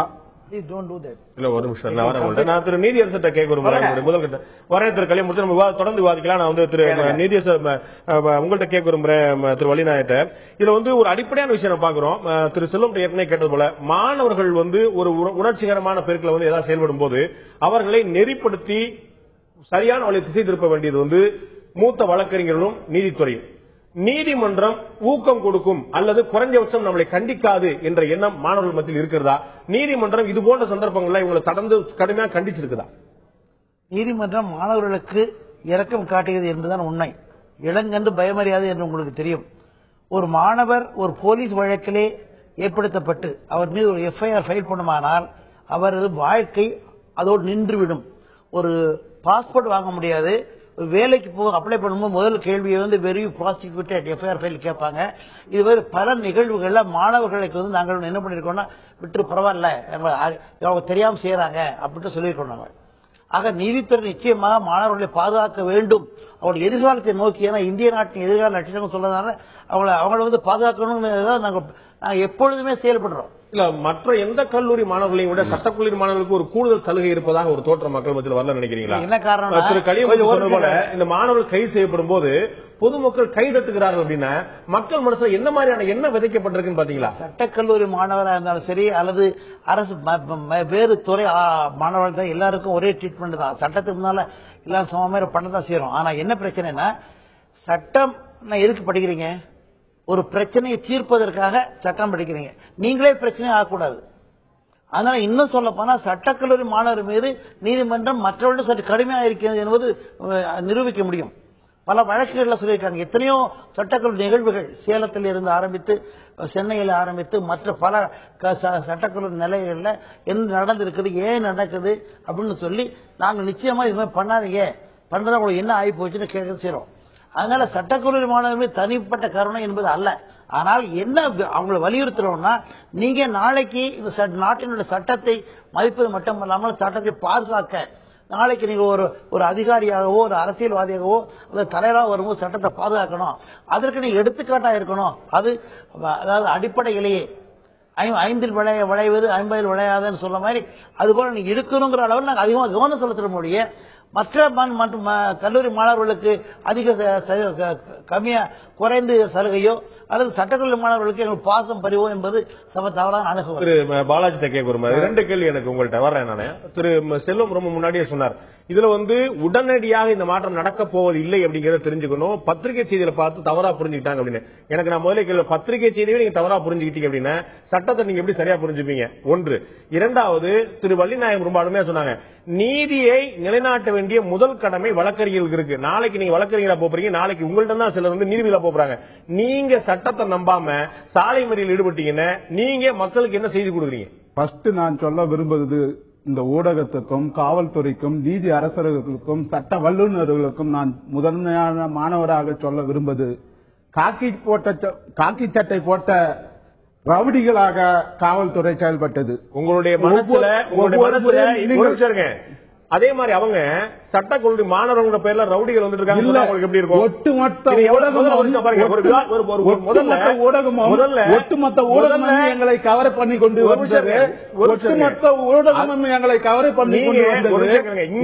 இங்க இந்த வார்த்தையை பிரயோகப்படுத்துற நீங்க காவல்துறை முன்னாடி இந்த மாதிரி வார்த்தையை பிரயோகப்படுத்தினா அவங்க புறவோ காவாங்களா மாட்டாங்களா? இல்ல, ஊடகமும் எங்களை கவர் பண்ணி கொண்டு ஒவ்வொரு மாணவனையும் கண்காணித்துக் கொண்டு கமிஷனர் அலுவலகத்திலிருந்து 5 கேமராக்கள் பொருத்தப்பட்டு கண்காணித்துக் கொண்டு இருந்தார்கள். ஒரே மாணவர்களாவது அவர்கள் யாரும் அடித்தார்கள் என்று எந்த காவல்துறையும் இங்க பேசும்போது அடிக்கணுங்கிற அவசியம் இல்லைங்க. நீங்க இங்கே பேசும்போது காக்கி சட்டைக்குள் இருக்கக்கூடிய ரவுடிகள் சொல்றீங்க. உங்க வீட்டுடைய சர்வன்ட் கிடையாது, உங்களுடைய வாட்ச்மேன் கிடையாது. அப்படிப்பட்ட காவல்துறை செயல்பட்டுக் கொண்டிருக்கிறது என்று அதே மாதிரி சட்டக்கல்லூரி ஒடுக்கிறதா காவல்துறையின் வேலை. ஒரு அடிப்படையான என் வீட்டில் குடும்பம் வந்திருக்கிறான், மெட்ரோ ட்ரெயின் என்ற என் வீட்டில் குடும்பம் வந்துட்டான், அதை நீதி நிலைநாட்ட என் வீட்டை எனக்கு கொடு, என் வீடு என்கின்ற என்னுடைய சட்டக்கல்லூரி எனக்கு கொடு, அப்படி நீ என்னுடைய கோரிக்கையை முதலிடம் தெரிவிக்க நாங்க செல்கிறோம். நீங்க கொஞ்சமா லாஜிக்கா நான் 2 கேள்வி வச்சேன். சொன்னது ஒண்ணு, வழக்கறிஞர் திரு செல்வம் சொன்னது நீங்க பதில் சொல்ல. ஒண்ணு, சட்டத்தை நீங்க மதிக்கிறீங்கன்னா முதல்ல நீங்க நீதிமன்றத்துக்கு போய்க்கணும். ஒரு ஸ்டே உங்களுக்கா வாதாடுறதுக்கு இன்னைக்கு வழக்கறிஞர்கள் இருக்கிறாங்க, அன்னைக்கு இருக்க மாட்டாங்களா? 150 வழக்கறிஞர்களுக்கா வருவாங்க. இந்த மாதிரி உடனடியா சட்டக்குள்ள இடமாற்ற கூடாது. நாளை கால ஸ்டே கிடைச்சிருக்கும். அப்படி நீங்க நீதிமன்றத்தை அன்னைக்கு நீங்க போயிருந்தீங்கன்னா ஒரு நியாயமான விஷயமா இருந்திருக்கும். ஒரு சின்ன கிளாரிபிகேஷன் அவர் சொல்றாரு இல்லையா, எங்க வீட்டு இடிக்கும் போது சொல்லாங்கல்ல, இன்றைக்கு லேண்ட் அக்விசிஷன் ஆக்ட் பிரகாரம் இன்றைக்கு மெட்ராஸ்ல மெட்ரோ ட்ரெயின் வருது. மெட்ரோ ட்ரெயின் ரொம்ப பிஆர்என்ஸ் இருக்கிறாங்க. என்ன வீட்டை இடிக்கிறான்னு சொன்னீங்கன்னா நீ நாட்டுக்கு உதவுகிற வழக்கறிஞரா, நாட்டின் நன்மை எதிர்பார்க்க வழக்கறிஞரா? இன்றைக்கு ஒரு டேம் கட்டுறாங்க. டேம் கட்டும் போது ஆயிரக்கணக்கான நிலங்கள் அபகரிக்கப்படுகின்றன. அங்குள்ள மக்களுக்கு வேறு இடத்துல கொடுக்கறாங்க. என் வீடு போய்விட்டதுன்னு நீ முறையிட முடியுமா? மாணவர் என்பதற்கு ஒரு தகுதி வேண்டும், ஒரு அன்பு வேண்டும், ஒரு பண்பு வேண்டும். அந்த பண்பு இல்லாதவன் மாணவரே அல்ல, மாண்பு அவன் என்பதுதான் பொருள். அந்த மாண்பு இல்லாமல் ஃபர்ஸ்ட் ஆஃப் ஆல் என்ன சொல்றேன்னா, ஒரு மாணவர் என்ற முறையிலே இவர் தவறான வார்த்தைகளே உபயோகிக்கக்கூடிய ஒரு ஊடகத்தில் வந்திருக்கும் போது ரவுடிங்கிற வார்த்தை உபயோக தவறு என்று கண்டிக்க நான் தயாரா இருக்கிறேன். திரு செல்வம், உங்களுடைய பார்வையில இதுல அவர்கள் எவ்வளவு உணர்ச்சிப்பட்ட நிலைமையில இருக்காங்க பாருங்க. நம்ம காமன் மேன், அவர் சாமானியர்களா உங்களை பார்த்து நான் ஒரு வார்த்தை தவறா சொல்லிட்டேன், நீங்க வந்து உடனே இதே நிதானத்தை இருப்பீங்க எதிர்பார்க்க முடியாது. காவல்துறை வந்து அவங்க எவ்வளவு டென்ஷன்ல இருப்பாங்க தெரியும். ஆயிரக்கணக்கான மாணவர்கள் கூடியிருக்கும் போது, அதுவும் சட்டக்கல்லூரி மாணவர்கள் போலீஸ் எவ்வளவு சென்சிட்டிவா இருப்பான்னு தெரியும். இப்ப கொஞ்சம் ஒரு அசைவாசம் விலங்குகள் கூட கொடுமைப்படுத்த அடிக்க கிடையாது. இந்த காலகட்டத்தில் விலங்குகள் தடுப்பு சட்டமும் ஒன்று இருக்கிறது. ஒரு மாணவன் கவனிச்சுக்கலாம். நீங்க இந்த விவாதத்துல நீதியரசர் இருக்கிறார், பார் கவுன்சில் தலைவர் இருக்கிறார், காவல்துறை உயரதிகாரி இருக்கிறார். அவங்க 3 பேருமே அவங்களுக்கான சந்தர்ப்பம் வரும்போது தான் பேசுறாங்க. நீங்க பாத்தீங்களா? 3 பேருக்கும் நான் பதில் சொல்ல வேண்டிய கட்டாயத்தில் நான் கேட்ட கேள்விக்கே நீங்க பதில் சொல்ல, கடமை சொல்ல, நான் தகவல் சொல்ல, எங்களுடைய நியாயத்தை சொல்ல, எங்களுடைய கடமைகள் நான் கேட்ட கேள்விக்கு நீங்க பதில் சொல்லியே. நாங்க நீதிமன்றத்திற்கு போகாமல் நீங்க எதுக்கு நீங்க தலைமைச் செயலருக்கு போறீங்க, முதலமைச்சருக்கு போறீங்க, ரோட்டுக்கு போறீங்க? வேண்டியதே இல்லையே. முதலாவதாக இந்த நடவடிக்கை அரசாங்கம் தான் எடுத்தது. அரசாங்கத்திடம் தான் முதலாக நாங்கள் கோரிக்கை வைக்க முற்படுகிறோம். நீதிமன்றம் என்ன சொன்னது? இப்பதானே மனு கொடுத்திருக்கீங்க, கொஞ்சம் பொறுமையா இருங்க, அவங்களுக்கு டைம் கொடுங்க, அவங்க ஆமான்னு சொல்லட்டும், இல்லன்னு சொல்லட்டும், ரிஜெக்ட் பண்ணட்டும், அக்செப்ட் பண்ணட்டும், அதுக்கப்புறம் நீங்க முடிவிடுங்க. உங்களுக்கு காலையில மனு கொடுத்து மதியம் 3 மணிக்கு உங்களுக்கு வந்து தீர்வு வந்துடணும் இல்லையா? எங்களுக்கு 3 மணிக்கு கொடுக்கல. எங்களுக்கு வந்து போன வாரமே 29ஆம் தேதி எங்களுக்கு கிளாஸ் வந்து 1 வாரம் கட் பண்ணிட்டாங்க. உடனடியாக காஞ்சிபுரத்திலையும் திருவள்ளூர்லயும் கல்லூரியை மாற்ற போறேன்னு சுற்றி அறிக்கை கொடுறாங்க. இந்த சுற்றி அறிக்கை கவனிக்கவே இல்லையா? இல்ல, அது அந்த மாதிரி சந்தர்ப்பம் கொஞ்சம் நீங்க கவனிக்கல. அதாவது ஒரு கல்லூரி அப்படின்னு திருவள்ளூர்லயும் காஞ்சிபுரத்திலயும் மாத்திராங்கனாலே கூட அதுக்கு வந்து 3-4 வருஷம் ரொம்ப குறைஞ்ச வருஷம் ஆகும். இதெல்லாம் பொம்மை விளையாட்டா நாளைக்கால நாங்க மாத்திரம் சொல்றதுக்கு? அதான் மாணவர்கள், நான் காலையோட பேசினேன் அவங்ககிட்ட. நீங்க இங்க படிக்கிற மாணவர்கள் யாருமே இந்த கல்லூரியை விட்டு வெளியில் அனுப்பப்பட மாட்டார்கள், வேற கல்லூரிக்கு சேர்க்க மாட்டாங்க. இந்த கல்லூரியில படிச்சுட்டு தான் இப்ப தம்பி மட்டும் படிக்கல, அந்த கல்லூரியில ஜஸ்டிஸ் படிச்சிருக்காரு, நாங்கெல்லாம் அங்கதான் படிச்சவங்க. இப்போ நாளைக்கு தம்பி நாளைக்கு வக்கீல் ஆயிட்டாருன்னா அவரும் நாளைக்கு பொறுமையா தான் பேசுவார். இப்போ ஸ்டூடெண்ட் யங்ஸ்டர், அவரை நம்ம குறை சொல்ல முடியல. சரி, இளம் கன்று பயமறியாம பேசிட்டு இருக்காங்க, அதை நம்ம அட்ஜஸ்ட் பண்ணி தான் கொண்டு போனோம். இல்ல, ஏன் அட்ஜஸ்ட் பண்ணணும் கேக்குறேன். இதுதான் நான் கேள்வி கேட்கிறேன். நான் வந்து ஒருத்தர் முரண்படுறாரு அப்படின்னு அவர் கல்லூரியில் பாருங்க 2 நாளா நேற்று இன்னைக்கு வந்து அவங்க கல்லூரியில உள்ளிருப்பு போராட்டம் நடத்துறாங்க. எந்த பிரச்சனையும் இல்ல. இதே காவல்துறை வாசல்ல நின்று பாதுகாப்பு கொடுத்துட்டு இருக்கு. எப்போது அவர்கள் பொதுமக்களை நோக்கி சாலைக்கு வருகிறார்களோ, எப்போது 3 மணி நேரம் ஒட்டுமொத்த சென்னை ஸ்தம்பிக்கிறதோ, அப்போ சொன்னா பொதுமக்கள் கைதட்டுறாங்க. ஒரு கலியமூர்த்தி சொன்னார், எப்படி எவ்வளவு மக்களுக்கு எவ்வளவு வெறுப்பு இருக்கும். அப்ப இளங்கன்று பயம் நம்ம கூட போட முடியுமா? இந்த கன்றுக்கு பார்த்து எவ்வளவு தாய்மார்கள் பாதிக்கப்படுவாங்க, அதை யார் யோசிப்பா? காவல்துறை நடைமுறை சட்டம் என்று ஆணைகள் ஒன்று இருக்கிறது. எந்த காவல்துறையாவது காவல்துறை நடைமுறை ஆணை விதிகள் அதை பின்பற்றி உள்ளதா? எந்த காவல்துறை மாணவர்களுக்கு ஏதாவது விதிமுறை இருக்கிறதா? அந்த விதிமுறை பதில் சொல்ல விரும்புறேன். தம்பி பாலாஜிக்கு நான் பதில் சொல்ல விரும்புறேன். அவர் உணர்ச்சி பூர்வமா பேசுறாரு, அதனாலதான் வார்த்தைகள் வந்து அவர் வித்தியாசமா விடுறாருன்னு நான் நினைக்கிறேன். ஊடகத்தில் அப்படி பேசுறது தவறுங்கிறத நீங்களே சொல்லிட்டீங்க. பதில், தன்னுடைய கையை ஒரு மனிதன் நீட்டுவது தன்னுடைய உரிமை. அது அடுத்தவனுடைய மூக்கை தொடும்போது அவனுடைய உரிமையை பாதிப்பதாக வரும்போது காவல்துறை தன்னுடைய கடமையை செய்தே ஆக வேண்டும். ஒண்ணு. ஒரு எல்லாரும் பெஞ்சில உட்கார வைக்கப்பட்ட போது கோணிப்பையிலே உட்கார வைக்கப்பட்ட அம்பேத்கர் என்ற சிறுவனால் தான் அரசியல் சாசனத்தையே உருவாக்க முடிஞ்சது. அவர் எவ்வளவு கஷ்டப்பட்டு படிச்சா அவர் அதை செஞ்சிருப்பாரு. அவர் பேர்ல இயங்குற கல்லூரி சட்டத்தை அமல்படுத்த வேண்டிய அவங்க, சட்டத்தை படிச்சு தெரிஞ்சுக்க வேண்டிய அவங்க, சட்டத்துக்கு புறம்பா நீதியரசர் சொன்ன மாதிரி, வக்கீல் சொன்ன மாதிரி நீதிமன்றத்தை நாடாமல் தலைமைச் செயலாளர் 1 வாரத்துல நான் பார்த்து சொல்றேங்கிறதையும் கேட்காம ரோட்ல மறியல் பண்ணி இவ்வளவு பேருக்கு வந்து சங்கடங்களை உண்டாக்கினால் நிச்சயமாக காவல்துறை சட்டபூர்வமான நடவடிக்கையை எடுத்தே ஆக வேண்டும். இல்லாட்டா பொதுமக்களுக்கு அவங்களுக்கும் தகராறு வந்துச்சுன்னா நிறைய பேருடைய உயிர் போயிருக்கும். அதனாலதான் தடியடி பிரயோகம் செஞ்சாங்கிறத உண்மை. ஒரு காரணம் இருப்பதா நீங்க சொல்றீங்க. இன்னொரு முக்கியமான விஷயம் பார்க்க வேண்டியிருக்கு. இது போன்ற பிரச்சனைகள்ல காவல்துறையினருக்கும் வழக்கறிஞர்களுக்கும் காலகாலமா தொடர்ந்து கொண்டிருக்கக்கூடிய ஜென்ம பகையுடைய நீட்சி தான் இது போன்ற சண்டையா. வழக்கறிஞர்களா இருக்கக்கூடிய மாணவர்கள் ரவுடி என்று பயன்படுத்தக்கூடிய அளவுக்கு வந்து காவல்துறை மீது கடுமையான கோபம் கொண்டிருக்கிறார். காவல்துறையும் கூட மற்ற இடங்கள்ல பொறுமை காக்கும் போது சட்டக்கல்லூரி மாணவர்கள் உடனடியாக உணர்ச்சிப்படுகிறார்களா? இந்த ஜென்ம பகை தான் இது போன்ற சம்பவங்களுக்கு காரணமா? விவாதிக்கலாம் ஒரு சிறிய இடைவெளிக்கு பிறகு.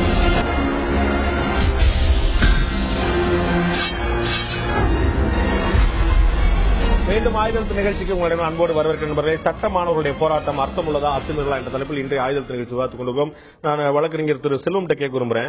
இதுல மாணவர்கள் மத்தியில் இவ்வளவு ஒரு கிளர்ச்சி, இவ்வளவு ஒரு உணர்ச்சிகரமான விஷயம் பார்க்கும்போது இதற்கு பின்னணியில அரசியல் கட்சிகளை தூண்டுதல் இருக்குமா அப்படிங்கிற சந்தேகம். இந்த போராட்டத்துக்கு தூண்டுதல் அவங்க இருந்திருப்பாங்க, நேரடியாக சொல்ல முடியாட்டாலும் இந்த போராட்டத்துக்கு பிறகு வந்த எல்லா கட்சியோட அறிக்கையிலும் பார்த்தா மாணவர்களுக்கு அப்படியே முழுமையான ஆதரவு, அரசுக்கு அப்படியே கண்டனம். இது வெறும் ஒரு அரசியல் நோக்கம் தாண்டி மாணவர்களை தவறான வழிநடத்தக்கூடாது அப்படிங்கிற எண்ணம் இருக்கான்னு நினைக்கிறீங்களா? நீங்க கண்டிப்பா அது அவங்க மத்தியில வரணும். இது வரைக்கும் இல்லைன்னா கூட இது ஒரு ஸ்டூடெண்ட்ஸ், இப்ப அரசியல்வாதிகளுடைய அனைத்து அரசியல்வாதியுடைய பசங்களும் பொண்ணுங்களும் லா படிச்சுட்டு இருக்காங்க. எல்லா கல்லூரியும், நாட் ஒன்லி லா காலேஜ், எல்லா கல்லூரிகளிலுமே என்னுடைய ஒரு வேண்டுகோள் அனைத்து அரசியல்வாதிகளுக்கும், மாணவர்களிடம் அரசியலை புகுத்த வேண்டாம்.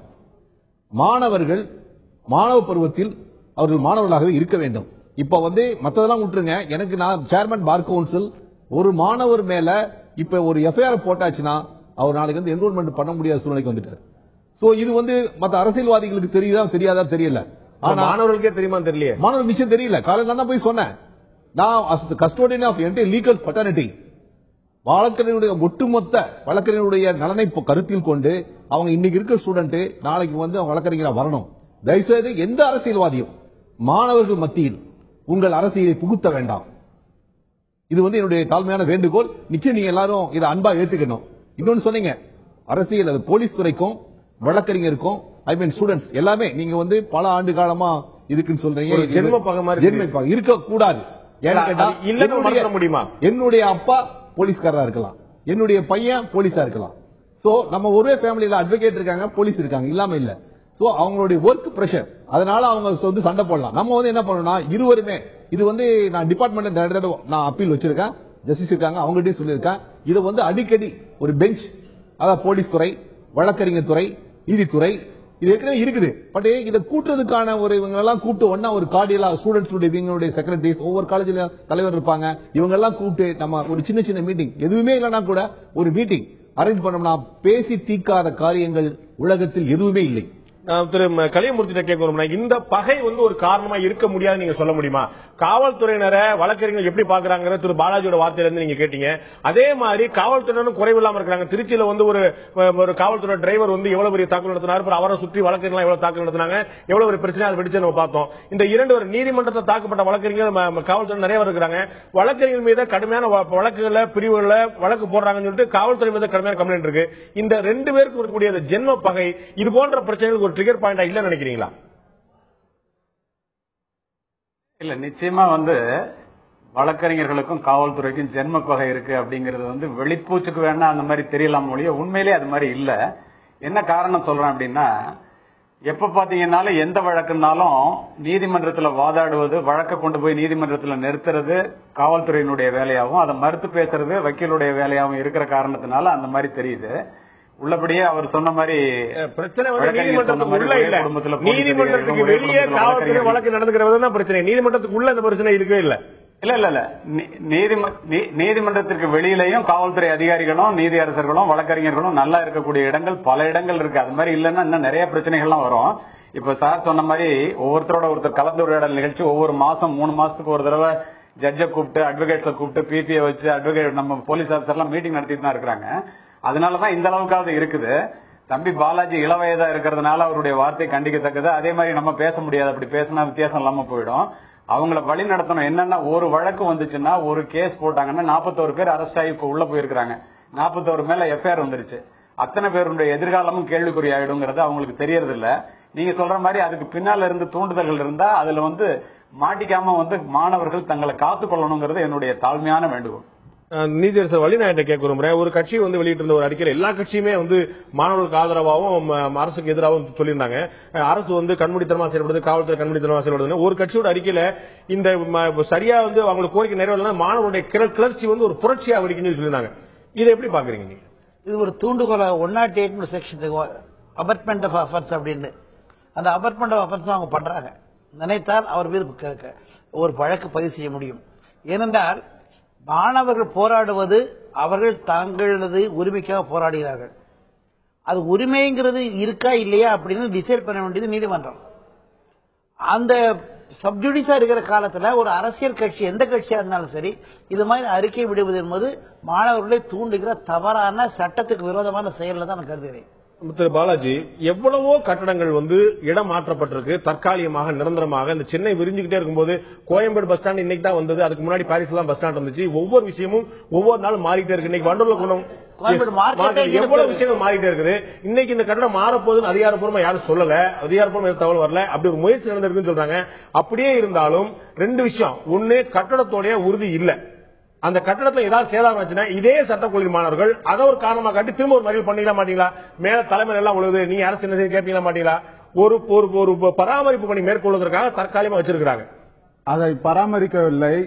பராமரிக்கும்படிதான் நாங்கள் கோரிக்கை விடுகிறோம். எங்களை சட்டக்கல்லூரி திருவள்ளூரிலும் காஞ்சிபுரத்திலும் மாற்றாதீர்கள் என்றுதான் அரசாங்கத்திடம் கோரிக்கை வைக்கிறோம். நீதிமன்றம் சொல்லிருச்சு. திரு செல்வம் சொல்றாரு, அரசு சொல்லிருக்கு, எல்லாமே சொல்றாங்க. இது நாளை கழிச்சு காலம் நடக்க போற விஷயம் கிடையாது. நீதிபதி சண்முகம் கமிஷன் சொன்ன அடிப்படையில் கல்லூரியை பிரிக்கிறது அப்படிங்கிறது இந்த கல்லூரியை மூடுவது அல்ல. இந்த கல்லூரியை மூடுவதல்ல. சண்முகம் கமிஷன் என்ன அறிக்கை கொடுத்துகிறது என்றால், அதாவது கல்லூரியை மேம்படுத்த வேண்டும், உள்கட்டமைப்பை உலக தரத்துக்கு நிகராக மாற்ற வேண்டும் என்றுதான் கொடுத்து இருக்கிறது தவிர சட்டக்கல்லூரியை காஞ்சிபுரத்தில் மாற்று என்று அப்படி சொல்ல அவங்க என்ன சொல்லிருக்காங்க? இல்ல, அவங்க நீங்க படிச்சு பாத்துருப்பீங்க. அதுல என்ன சொல்லிருக்காங்கன்னா, இந்த கல்லூரியை மூன்றா பிரிக்கிறேன்னு சொல்லிருக்காங்க. சென்னை சட்டக்கல்லூரியை மூடணும்னு சொல்லி சொல்ல, இந்த காஞ்சிபுரத்துல ஒண்ணு திருவள்ளுவர் இவங்க முடிவு பண்ண விஷயம், அரசு முடிவு பண்ண விஷயம். அவர் மூன்றா பிரிச்சா மாணவர்களுடைய எண்ணிக்கை வேறு சேர்ந்து ஒரு குறைவான மாணவர்களுக்கு முழுமையான கவனம் செலுத்தி பாடம் நடத்த வாய்ப்பாக. சகோதரர் சொன்னார் இல்லையா, 200 மாணவர்களுக்கு ஒரே ஆள் நடத்த முடியாதுன்னு. அந்த பிரச்சனைக்கு தீர்வா அவங்க சொன்ன விஷயம் அது. இந்தியா சுதந்திரம் பெற்றது 1947ஆம் ஆண்டில இருந்து ஒவ்வொரு கமிட்டி என்று ஒவ்வொரு ஆணைகள் என்று நியமிக்கப்பட்டுள்ளது. ஐயங்கார் ஆணை, ராதாகிருஷ்ண ஆணை, ராஜமன்னார் ஆணை என்று ஏராளமான ஆணைகளை அடுக்கிக் கொண்டே வரலாம். இப்போ ஏபி ஷா ஆணை வரைக்கும். அப்படிப்பட்ட ஆணைகள் இருக்கும்போது அதை நடைமுறைப்படுத்த வேண்டுமா, நடைமுறைப்படுத்த வேண்டாமா, அந்த ஆணைகள் ஒட்டுமொத்தமாக ஏற்க வேண்டுமா, ஏற்க வேண்டாமா என்று முடிவு எடுக்க வேண்டியது அரசாங்கத்தினுடைய வேலை. நீங்க அவங்கள நிர்பந்திக்கிறீங்க. இந்த ஆணைகள் எங்களுக்கு எதிராக வரும்போது நாங்கள் போராட்டம் நடத்த வழி கொள்வது இந்த அரசாங்கம். ஆணையம் உங்களுக்கு எதிராக எங்க வந்துச்சு? எந்த ஆணையம் உங்களுக்கு எதிராக வந்துச்சு? வரலை. அரசாங்க கொள்கை முடிவுகள் எதிராக வரும்போது அரசாங்கத்தினுடைய கொள்கை முடிவுகள் எதிராக எங்களுக்கு எதிராக என்ன இருக்கு? எங்களுக்கு எதிராக என்றால் எங்களுடைய சட்டக்கல்லூரிகள் வேறு இடத்துக்கு மாற்ற வேண்டாம், மாற்ற பத்தி தெளிவா சொல்லிட்டாங்க. 100 முறை சொல்லிட்டாங்க. அதுக்கு உங்களால எந்த ஆதாரம் காட்ட முடியாது. இந்த கல்லூரியை மூட போறதா யாருமே சொல்லல. இந்த கல்லூரியை விரிவாக்குவதற்காக 2 வேறு இடங்கள் இருக்கு. அந்த இடமே பார்க்கல, நிதி ஒதுக்கல, கட்டடம் கட்டல. இது எப்பயோ நடக்க போற விஷயம். நான் நல்லா இருக்கிறேன் என்றால் என்னுடைய மாணவர்கள், தற்போது படிப்பவர்கள் நல்லா இருக்கிறார்கள். வருங்கால என்னுடைய சந்ததிகள், வருங்கால என்னுடைய உறவுகள், வருங்கால என்னுடைய மாணவ செல்வங்கள் பாதிக்கப்படக்கூடாது என்றதுதான் நாங்கள் போராட்டப்படுகிறோம். எந்த ஒரு சட்டக்கல்லூரி மாணவனும் இந்த கொரோனாவுக்கு வாழ்த்துகிறோம். ஆனால் இவருடைய பையன் வழக்கறிஞர் வருவானா என்பது அவருக்கே தெரியாது. நிச்சயமா என்னுடைய பையன் வழக்கறிஞர் வருவானா, ஏன்னா டாக்டருடைய பையன் டாக்டர் தேவையில்லை.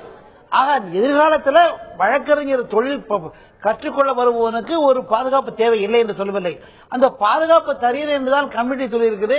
மேலும் இப்ப 500 மாணவர்கள் படிக்கிறாங்க. நாளைக்கு சப்போஸ் 1000 மாணவர்கள் 1000 பேர் அக்காமடேட் பண்ண முடியாதாங்க. இன்னைக்கு 500 பேருக்கு நீ பாத்தீங்கன்னா நாங்க படிக்கிற காலத்துல கிளாஸே பிரிச்சு மார்னிங் கிளாஸ், ஈவினிங் கிளாஸ் வச்சிருந்தாங்க. பில்டிங்ல பொறுத்த அளவுக்கு இல்ல ஒரே ஒரு அப்பீல் உங்களுக்கு சொல்லிடுறேன். உங்களுக்கு தெரியும், நீங்க தான் ஸ்டூடெண்ட். அந்த பில்டிங்ல, அந்த ஓல்டு பில்டிங்கை பொறுத்த அளவுக்கு இப்ப அங்க 2 பில்டிங் இருக்குது. ஒரு நியூ பில்டிங் கட்டிருக்காங்க, அதுல கிளாஸ் நடந்துட்டு இருக்கு. ஓல்டு பில்டிங்கை பொறுத்த அளவுக்கு 7 கிளாஸ் தான் நடத்திட்டு இருக்காங்க. தம்பிக்கு தெரியும். அந்த 7 கிளாஸையும் அப்படியே இங்க ஷூட் பண்ண சொல்லி ஆடிட்டோரியத்தை பிரிச்சுட்டு மேல வந்து ஹால் இருக்கு, அதெல்லாம் பிரிச்சு ஒரு கிளாஸா பண்ண சொல்லி இருக்கு. இவங்க என்ன திரும்ப தம்பி என்ன சொல்றாருன்னா, எங்களுக்கு கொண்டு போய் வெள்ளூர் சேர்க்க போறாங்க, எங்களுக்கு கொண்டு திருவள்ளூர் சேர்க்க போறாங்க, எங்களுக்கு செங்கல். அந்த கொஸ்டினுக்கு இடமே கிடையாது. அந்த மாதிரியான ஒரு நடவடிக்கை, இது போன்ற நடவடிக்கை மூலம் மாணவர்களுடைய போராட்டங்கள் மூலமா இந்த சென்னை சட்டக்கல்லூரிக்கு இருக்கக்கூடிய ஒரு மாண்பு கொஞ்சம் குறைதா நீங்க நினைக்கிறீங்களா? இதே காலத்துல உருவாக்கப்பட்ட மும்பை சட்டக்கல்லூரிக்கு வந்து அங்க வந்து கடுமையான ஒரு மதிப்பும் அங்க வந்து அதிகமான மாண்பும் அதிகமான நீதிபதிகள் அங்கிருந்து வரும்போது அதே மாண்பும் மரியாதையும் சென்னை சட்டக்கல்லூரி இன்று தக்க வைத்து மாணவர்களாக இருக்கும் வரை எந்த பிரச்சனையும் இல்ல. அங்க அரசியல் தடைகள் வரும்போது இன்னைக்கு இந்த ஆட்சி இருக்கலாம், நாளைக்கு அந்த ஆட்சி இருக்கலாம், எந்த கட்சி வேணாலும் இருக்கலாம். அவங்க ஒவ்வொரு ஆட்சிகள் மாறும் பொழுதும் அது எதிர்கட்சியா இருக்கவங்க வந்து அதுல உள்ள தலையிட்டு இல்ல மற்ற கட்சிக்காரங்க தலையிட்டு மாணவர்களை எடுக்கும் பொழுதுதான் இந்த மாதிரியான ஒரு சூழ்நிலை வருகிறது. அதாவது மாணவர்கள் நல்லவர்கள், நல்லா படிக்கக்கூடியவங்க. இன்னைக்கு கூட என்ன சொன்னாங்க, எங்களுக்கு 7 நாள் கிளாஸ் கட் பண்றதுனால எங்களுக்கு சப்ஜெக்ட் எங்களால கவர் பண்ண முடியாது ஒரு மாணவர் எங்கிட்ட சொல்லிட்டு இருக்காரு. நாங்க போய் பேசும்போது அவங்க இப்ப கூட் கோர்ட் போகல. அப்படி ஒரு எண்ணம் இருக்கிற மாதிரி தெரியலையே. உங்களுக்கு தெரியும் சொன்னாரு இல்ல ஒரு மாணவர் உங்களுக்கு சொல்லிருக்காரு. ஆனா அதே மாணவர் ஒட்டுமொத்தமா இன்னைக்கு சென்னையில மட்டும் இல்லாம திருச்சியில, நெல்லையில, மதுரையில எல்லா இடத்துலயும் வந்து அவங்களுக்கு தெரியாது. இப்ப தம்பி பாலாஜி சொல்ற மாதிரி இப்ப டிவில பாத்துட்டு இருப்பாங்க. தம்பி பாலாஜி சொல்ற மாதிரி நாளைக்கு காலையில வந்து காலேஜ் முடிட்டு எல்லாத்தையும் வெளியூர் சேர்க்கிறாங்கன்னா எல்லா தமிழ்நாட்டில் அனைத்து சட்டக்கல்லூரி மாணவர்கள் சொல்றேன், நீங்க உங்களுக்கு எல்லாத்துக்கும் இந்த என்டையர் லீகல் பட்டதுக்கு நான் தான் கஸ்டோடி என்ற முறையில் சொல்றேன், சட்டக்கல்லூரி எக்காரணத்தை கொண்டும் இப்பொழுது மாற்றப்பட மாட்டாது. ஏன்னா நான் வந்து சிண்டிகேட் மெம்பர், அந்த சிண்டிகேட் வச்சு பேசியிருக்கோம். அதுல எந்த ஒரு இதுவே கிடையாது. தம்பி சொல்ற மாதிரி அந்த ஓல்டு பில்டிங்ல இருந்து நியூ பில்டிங் நடந்துட்டு இருக்கு. இவங்க படித்து முடிக்கும் வரை இந்த கல்லூரி மாற்றுவதற்கான வாய்ப்புகளே இல்லை.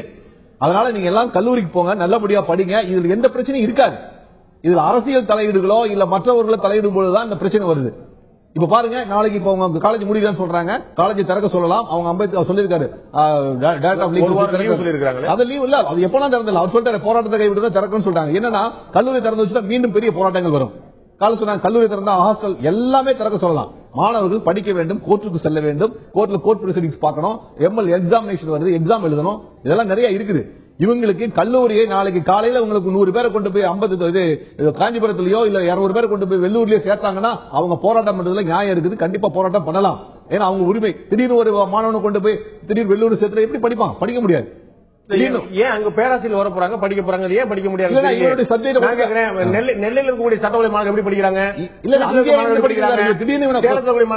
படிக்கலாம், படிக்கக்கூடாது இல்ல. இவங்க திடீர்னு கொண்டு போய் சேர்க்கும் போது அவங்களுக்கு ஹாஸ்டல் ஃபெசிலிட்டிஸ் இருக்கணும், அவங்களுக்கு அகாமடேஷன் அப்படி எல்லாம் பண்ணுவாங்களா? உங்களுக்கே தெரியாது. அப்படி எல்லாம் பண்ணுவாங்களா? இப்ப அந்த சந்தர்ப்பமே இல்ல. இப்ப அது கொஸ்டினே கிடையாது. இவங்க படிக்கிற அனைத்து மாணவர்களையும், அதான் சொல்றேன், நீங்க வந்து இடம் பார்த்து அந்த பில்டிங் கட்டி வர்றது வரைக்கும் சேர்க்கிற மாணவர்கள் யாரையுமே மாத்த மாட்டாங்க. தம்பி சொன்ன மாதிரி வருங்கால சந்ததிகள் இவங்க எல்லாம் தம்பிகள் எங்களுடைய சந்ததிகள். நாங்கெல்லாம் படிச்சு முடிச்சுதான் வந்திருக்கோம், பெரியவங்களா இருக்காங்க, அவங்களும் படிச்சு முடிச்சுதான் வந்திருக்காங்க. உங்களுக்கு ஒரு பாதிப்பு நிச்சயம் வராது. திரு வள்ளி, நான் கேட்க விரும்புறேன். இப்போ வந்து இன்னைக்கு வந்து ஒரு மாணவர் பேசும்போது சொன்னாரு, உயர் நீதிமன்றத்துக்கு பக்கத்துல இருக்கிறதுனால எங்களுக்கு வந்து இது ரொம்ப ஈஸியா இருக்கு, ரொம்ப வசதியா இருக்குது, நாங்க வந்து பல விஷயங்கள் பார்க்க முடியுது. சில பேர் வந்து வழக்கறிஞர்கள்ட்ட ஜூனியரா இருந்து கூட மேல் ஒரு மாணவர்கள் கூட வழி பண்ணிக்கிறாங்க. அவங்க வந்து ஏழை மாணவர்கள் கூட மிகப்பெரிய உதவியா இருக்கின்றாங்க. நாட்டில் இருக்கக்கூடிய எல்லா சட்டக்கல்லூரியும் நீதிமன்றத்துக்கு அருகில் தான் இயங்குதா? இல்ல, அது மட்டுமல்ல. ஒரு தவறான கருத்து என்னன்னா, நீதிமன்றத்தில் போய் கற்றுக்கொள்ள வேண்டியவர்கள் வந்து எல்லா மாணவர்களும் அல்ல. ஒன்று. இரண்டாவது, நீதிமன்றத்துக்கு சென்று உயர் நீதிமன்றம் மட்டுமல்ல, நீங்க வந்து அடிப்படை கீழமை நீதிமன்றம் இருக்கு இல்லையா, அங்க போய் தான் நீங்க கற்றுக்கொள்ள. நியாயமா பாத்தீங்கன்னா இப்ப காஞ்சிபுரத்துல ஒரு சப் மேஜிஸ்ட்ரேட் கோர்ட் இருக்கு, மேஜிஸ்ட்ரேட் கோர்ட் இருக்குது, சப் மேஜிஸ்ட்ரேட் மாத்திட்டாங்க, மேஜிஸ்ட்ரேட் கோர்ட் இருக்குது, முன்சிபல் கோர்ட் இருக்குது, சப் கோர்ட் இருக்கு, டிஸ்ட்ரிக்ட் கோர்ட் இருக்குது. ஆனா அங்குதான் போய் படிக்க வேண்டும். அதான் அடிப்படை கல்வி. நீங்க ஹைகோர்ட்ல போய் ஆர்கியூ பண்றது ரியல் ஸ்பீக்கிங், ரியல் அட்வொகேசி. அதனால வந்து டிஸ்ட்ரிக்ட் கோர்ட் இருக்குது, இல்லாம இல்ல. ஒரு மருத்துவக் கல்லூரி மருத்துவமனை சார்ந்ததாக இருக்குமோ தவிர, அது மருத்துவக் கல்லூரி ஒரு இடத்துலயும் மருத்துவமனை ஒரு இடத்துலயும் இருக்காது. நான் கேக்குறேன், நீங்க சொல்லுங்க. உங்கள்ட்ட கேக்குறேன், தமிழகத்துல இந்தியாவில் இருக்கக்கூடிய எல்லா சட்டக்கல்லூரிகளும் நீதிமன்றத்து பக்கத்துல இருக்குதா? இந்த நீதிமன்றத்திற்கும் இந்த சட்டக்கல்லூரிக்கும் பாரம்பரியம் உண்டு, ஒரு வரலாறு உண்டு. சென்னை சட்டக்கல்லூரி மட்டும் தான் போதுமா? அப்ப நீங்க என்ன சொல்ல போறீங்க? வரலாற்றின்படி இந்த சட்டக்கல்லூரிக்கு என்று ஒரு வரலாறு உண்டு. எல்லா வரலாறு 10 வருஷம் போனா வரலாறு ஆயிரம் வேண்டியதான். எல்லா கல்லூரிக்கும் வரலாறு. இந்த சட்டக்கல்லூரிக்கு ஒரு வரலாற்றின்படி பாரம்பரியம் படி மாகாணம் என்ற அரசு இருந்தது கொண்டு இந்த சட்டக்கல்லூரி அரசு. என்னோட எந்த கேள்வி நீங்க பதில் சொன்ன மாதிரி தெரியல. நான் கேட்கறது பாரம்பரியம் என்பது மாணவர்கள் போராட்டம் பண்ண பாரம்பரியம் கிடையாது. எல்லா மாணவரும் ஆசிரியர் மதித்து, காவல்துறை மதித்து படிக்க முடியும் எண்ணத்துக்காக படிக்க வேண்டிய படிக்க காவல்துறை மதிக்க தயாராக இருக்கிறோம், நீதிமன்ற மாண்பை மதிக்க தயாராக இருக்கிறோம், மதிக்க தயாராக இருக்கிறோம். எங்கள் கோரிக்கை சற்று கவனத்துடன் கேட்டுக்கொள்ளுமாறு கேட்டுக்கொள்கிறேன். காலைல 10 மணிக்கு நீங்க வந்து பெட்டிஷன் கொடுப்பீங்க, சாயந்தரம் 3 மணிக்கு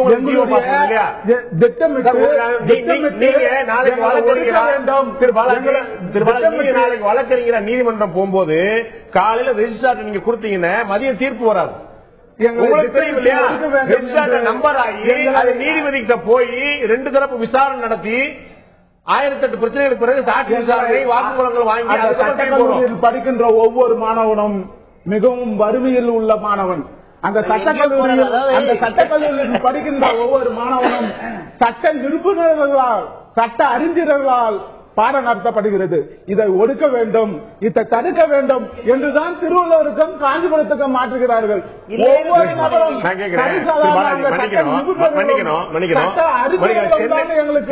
அம்பேத்கர் சட்டக்கல்லூரி இங்கே இருக்கும் போது அறிஞர்கள் வருவாங்க, திருவள்ளூர் இன்ஜினியர்கள் வருவாங்களா? அங்கேயும் சட்ட வல்லுநர் தாங்க வருவாங்க. காஞ்சிபுரத்தில் நடந்தா இப்ப சேலத்துல தனியார் சட்டக்கல்லூரி, திருச்சியில இருக்குது, நெல்லையில இருக்குது, அங்கெல்லாம் ஆய்வு செய்து பார்க்கும்படி கேட்டுக்கொள்கிறேன். சேலத்தில் இருக்கிற சட்டக்கல்லூரி ஆகட்டும், கோவையில் இருக்கிற சட்டக்கல்லூரி ஆகட்டும், திருநெல்வேலியில் இருக்கிற சட்டக்கல்லூரிகள் ஆகட்டும், வகுப்பறைக்கு சரியான முறையில் சரியான சட்ட அறிஞர்களும் சட்ட வல்லுநர்களும் செல்ல முடியவில்லை. காரணம் என்னவென்றால் சட்டக்கல்லூரி மாணவர்கள் தேர்வு எடுத்து பாத்தீங்கன்னா சென்னை சட்டக்கல்லூரி மாணவர்கள் விட முபசர் சட்டக்கல்லூரி மாணவர்கள் நன்றாக மார்க் எடுத்து தேர்வை பற்றி மட்டும் முடிவுகள் திறமையான மாணவர்கள் திறமைகளும் ஒரு ஆர்குமெண்ட் பண்ணுங்க,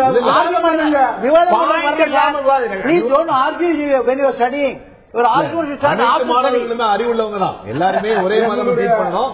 எல்லா மாணவர்களையும் படிக்க முடியும். எங்களுடைய கல்லூரிக்கு சட்ட வல்லுநர்களை நீங்க இவ்வளவு சட்ட வல்லுநர்கள் வந்தும் சென்னை சட்டக்கல்லூரி குறைவான மதிப்பெண்கள் பெறுது அப்படின்னா பிரச்சனை வந்து மாணவர்கள்ட்டயா பேராசிரியர்கள்ட்டயா? மாணவர்கள் சிறந்த முறையில் படிக்கிறார்கள் அப்படின்னா மார்க் வந்துருக்கணுமே. நாங்க சிறந்த முறையில் தான் மார்க் வர்றோம். உங்க முன்னாடி தான் வரேன் திரு கலியமூர்த்தி, உங்கள்ட்ட தான் நிறைவு செய்ய வரேன் வரேன். அதாவது ஆர்கியூ பண்றாரு இல்லையா, இந்த ஆர்கியூமெண்ட் பண்றது கோர்ட்டு கூட ஆர்கியூ பண்றதுக்கு லிமிட்டுக்கு போது ஆர்கியூ பண்ணக்கூடாது. இவர் திரும்ப திரும்ப ஆர்கியூ பண்ணாத பாயிண்ட் மறந்துடுறாரு. சட்டக்கல்லூரி படித்து மூட் கோர்ட் வச்சு ஆர்கியூ பண்ண முடியே, பாடத்தையோ மற்றதுக்கு ஆர்கியூ பண்ணவே சட்டக்கல்லூரி மாணவர்கள் அல்லறீங்க. திரு கலியமூர்த்தி, உங்களுடைய இறுதியான கருத்துக்கு. அதாவது தம்பி பாலாஜி சொன்னாரு ஏழை மாணவர்கள் படிக்கிற இடம், அதனால எல்லா வசதிகளும் பண்ணி கொடுக்கணும்னு சொல்லி சொன்னாரு. பணக்கார பிள்ளைகள் வந்து வளர்ந்தே பிறக்கிறார்கள். நம்மை போன்ற ஏழை குடும்பத்திலிருந்து வருகிறவர்கள் பிறந்து வளர்கிறார்கள்.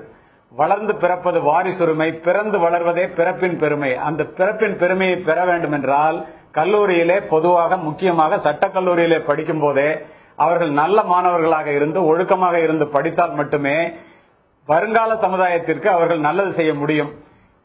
அவர்களுக்கு என்ன ஒரு குறை இருந்தாலும் எத்தனையோ பாரம் இருக்கு. முறையான வழியில நீதிமன்றத்துக்கு நீங்க சொன்ன மாதிரி போகலாம் ஒழிய சாலை மறியலில் ஈடுபடுவது, பொதுமக்களுக்கு இடைஞ்சல் தருவது, போக்குவரத்தை சேதப்படுத்துவது அல்லது பொது சொத்துக்களை சேதப்படுத்துவது சட்டக்கல்லூரி மாணவர்கள் செய்யக்கூடிய ஒரு விஷயம் அல்ல. இது கண்டிப்பான அத்துமீறல். மாணவர்கள் நல்ல முறையிலே வழிநடத்தப்பட வேண்டும்.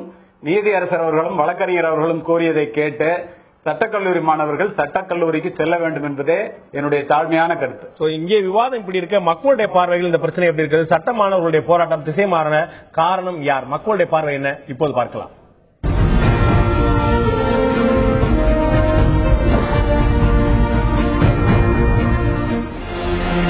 சட்ட மாணவர்களுடைய போராட்டம் திசை மாற காரணம் மாணவர்களே என்று 55% மக்களும், காவல்துறை தான் என்று 22% மக்களும், 2 பேருமே தான் பொறுப்பேற்க வேண்டும் என்று 23% மக்களும் தெரிவித்திருக்கிறார்கள். இதற்கு அடிப்படை காரணம் காவல்துறை தான் என்று 22% மக்களும், 2 பேருமே என்று 23%, மாணவர்கள் தான் இந்த பிரச்சனை திசை மாற காரணம் என்று 55% மக்களும் தெரிவித்திருக்கிறார்கள். நிச்சயமாக இந்த சபையில் இருக்கக்கூடிய எல்லோருமே சொன்னது போல மாணவர்களுடைய எதிர்காலம் மிக கவனமாக கையாளப்பட வேண்டியது. அவருடைய எதிர்காலத்துக்கு எந்த குறையும் வரக்கூடாது. ஒரு வழியில் சொல்வதானால் சட்டக்கல்லூரி மாணவர்களுடைய போராட்டம் நியாயமானது, போராடும் முறை, போராடிய முறை நியாயமானதானா என்பதை அவர்களை சிந்திக்க வேண்டும். இந்த நிகழ்ச்சியில் கலந்து கொண்டு கருத்து விருந்தினர்கள் 4 பேருக்கு நன்றி.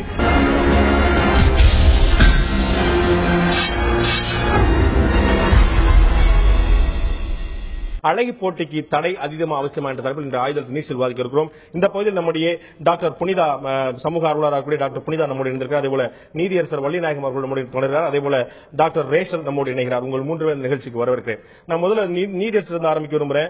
இன்றைக்கு நீதியரசர் சிவஞானம் ஒரு தீர்ப்பு கொடுத்திருக்கிறாங்க. இந்த மாதிரி அழகி போட்டிலாம் உயர்கல்விக்கும் பொறியியல் கல்லூரிக்கும் என்ன சம்பந்தம் கேள்வி கொடுக்கிறாங்க. உங்களுடைய முதல் கட்ட பார்வை, கல்லூரிகள்ல இது போன்ற அழகி போட்டிகள் நடத்தப்படுவது ஒரு ஆரோக்கியமான விஷயமா பாக்குறீங்களா, இல்லாட்டி ஒரு அத்துமீறலான விஷயமா பாக்குறீங்களா? ஆரோக்கியமா நான் பார்க்கல, ஆரோக்கியமான விஷயம் அல்ல. ஏனென்றால் ஒன்று நமது கலாச்சாரம், இரண்டாவது ஒரு கல்லூரியிலே அழகு போட்டி என்றால் அழகு போட்டியினுடைய பேசிக் ரூட் என்னன்னு பாத்தீங்கன்னா, யார் யார் பெண்கள் அழகு, யார் யார் பெண்கள் அழகு இல்லை அப்படின்னு தேர்வு செய்வதற்காக பண்றாங்க. இது அதிகமாக அளவுக்கு நான் அழகு அப்படின்னு காண்பித்து அவனுடைய விளைவு என்ன தொடர்ந்து அடுத்தாப்புல intention to go for modelling, அதற்கு பின்னாலே சினிமா துறை என்று தொடர்ந்து வருகின்றது. ஒன்று அது பின்னால பேசிக்கலாம். மாடலிங்கும் தப்பு, சினிமாவும் தப்பு சொல்லுங்க போல. சார் சினிமா தப்பு இல்லைன்னு நீங்க சொல்ல முடியுமா? நான் தப்பு இல்லைன்னு சொல்வேன். எது தப்பு இல்லை?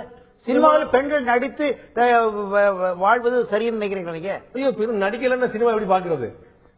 நீங்க என்னுடைய கேள்வி பதில் சொல்ல மாட்டேங்கிறீங்க. இல்ல, நான் வந்து சொல்லதான் முயற்சி பண்ணல. இல்ல, பெண்கள் சினிமாவில் நடிப்பது என்பது குடும்ப நிலைக்கு குலவிளக்கு என்று சொல்லக்கூடிய நமது பரம்பரைக்கு ஒத்து வருமா வராதா?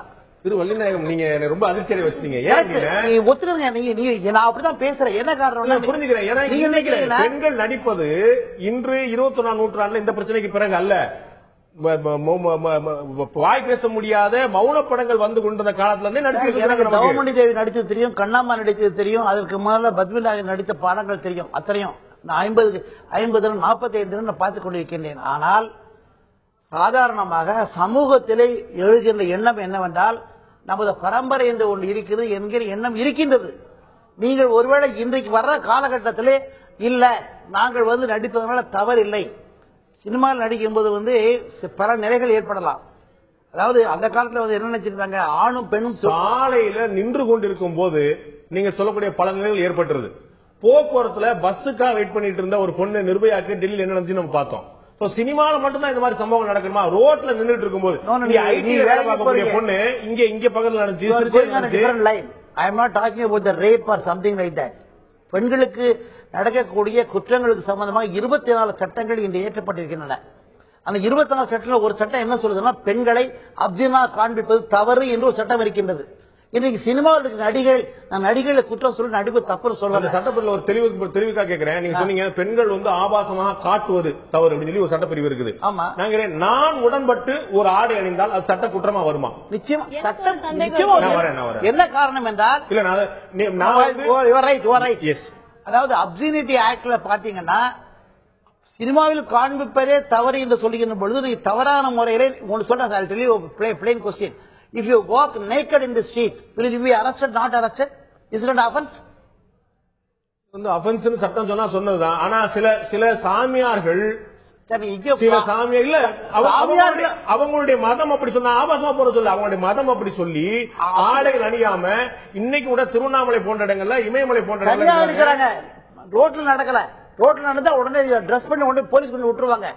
இன்றைக்கு சட்டத்தின் நடைமுறை நான் சொல்றேன். நான் you can take it from me. அதாவது ஆபாசமான முறையிலே ரோட்டில் நடந்தாலும் மற்றவர்கள், அதாவது அதன் மூலமா மற்றவர்களை புண்படுத்தினாலும், ஆபாசம் ஆடையில் இருக்கிறதா என்னுடைய மனசில் இருக்கிறதா? யாரு ஆபாசம்? ஆபாசம் என்பது ஆடையின் மூலமாக மனசில் நுழைகிறது. முழுமையாக ஆடை போர்த்தி கொண்டு அணிந்து கொண்டிருப்பவர் பெண்கள் மீது ஆண்களுக்கு ஆசையோ ஆசாபாசமோ வராதா? நான் அதை கேட்கிறேன். நான் மாற்று கேள்வி கேட்கிறேன். ஒரு சாரி டு சே இந்த பிரஸ் லேடிஸ், ஒரு நிர்வாணமான பெண்ணை பார்த்துக் கொண்டிருக்கும் மனதில் கெட்ட எண்ணம் வராதா? முழுமையா நிறுவனம் பார்த்தா வருமானு தெரியல எனக்கு.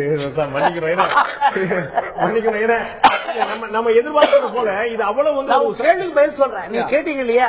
அதாவது மனம் கெட்டு போகும் என்றால் முக்காடு போட்டுக்கொண்ட பெண்ணை பார்க்க கூட மனம் கெட்டு போகலாம். ஆனால் அதை விட நிர்வாணமான பெண்ணை பார்க்கின்ற பொழுது மனம் கெட்டுவிடவில்லை என்று சொன்னால் ஒன்னு சாமியாரா இருக்கணும் அல்லது முற்றும் தொடர்ந்த இல்லத்தை தொடர்ந்த மனிதனா இருக்கணும். அங்கேயும் கூட முற்றும் தொடர்ந்து அப்படிங்கிற வார்த்தை தான் வருது. நான் டாக்டர் ரேஷல்கிட்ட கேட்க விரும்புறேன். ஒரு அடிப்படையான விஷயம் ஜஸ்டிஸ் சொல்றது பாத்தீங்கன்னா, இது வந்து கற்பழிப்புக்கு, ஆபாசத்துக்கு, வன்முறைக்கு இதுக்கெல்லாம் எதுக்கெல்லாம் விட்டுடுதுங்கலாம் அப்புறம் வச்சுக்கிடுவோம். பிரதானமா இருக்கக்கூடியது ஜஸ்டிஸோட கவலை என்ன, உங்களுடைய நோக்கம் என்னவா இருக்கு? இது போன்ற அழகிப்பட்டி நடத்தும் போது உடலை ப்ரொஜெக்ட் பண்றதுதான் நோக்கமா இருக்கு. அது அவசியமா அப்படிங்கிற ஒரு கேள்வி இருப்பேன். இல்ல கண்டிப்பா இல்ல. உடலை ப்ரொஜெக்ட் பண்ணி, அதாவது நம்ம பாடியை எக்ஸ்போஸ் பண்ணி ஒன்னும் அழகி போட்டிகள் நடக்கணும் அப்படின்ற எந்த சட்டமும் கிடையாது. அப்படி அத ஒரு கிரைட்டீரியா நீங்க மறுக்க முடியாது. கண்டிப்பா நான் மறுக்கல. அது நான் என்ன சொல்றேன்னா, இப்போ என்னுடைய தனிப்பட்ட விருப்பத்துல நான் எனக்கு வேண்டிய விஷயத்தை அடையறதுக்காக நான் என்ன வேணா பண்ணலாம் இல்லையா? என்னென்னலாம் பண்ணணுங்கிற வரையறை இருக்கு. நீங்க அப்படி பண்ண முடியாது. நான் என்னுடைய எனக்கு அழகி ஆகணும்னு ஆசை இருக்கு. அதுக்கு இப்போ மிஸ் இந்தியா ஆகணும்னா அதுக்கு அவன் கண்டிப்பா பிகினில வந்துதான் யூ ஹேவ் டு வாக் அப்படின்னும் போது ஐ ஹேவ். இதெல்லாம் வந்து வெஸ்டர்ன் கல்ச்சர், மேற்கத்திய கலாச்சாரத்துடைய தாக்கம் தான் இது. நம்ம ஊர் கலாச்சாரத்துல இது கிடையாது. நம்ம ஊர்ல வந்து என்னுடைய மனைவி அழகு, இல்லாட்டி என்னுடைய சகோதரி அழகு, என்னுடைய தாய் அழகு, நம்ம அப்படிதான் அழகா பாத்துருக்கோமே தவிர இது மாதிரி அந்த பொண்ணு அழகா இந்த பொண்ணு அழகாங்கிற பார்த்தா வீட்டுல அடிக்க வருவாங்க. அப்படின்னா கொஞ்சம் நிஜமாலுமே தமிழ்நாட்டு ஆண்கள் மொத்த பேரும் மனசை தொட்டு சொல்லுங்க பாக்கலாம், மனைவியை தவிரையும் வேற யாரை தவிர அழக நாங்க ரசிக்கல. எல்லாரும் என்னவே கேள்வி கேக்குறீங்க நீங்க எல்லாரும். உங்களை கேட்கல, தமிழ்நாட்டு மொத்த ஆண்களும் கேட்கறேன்.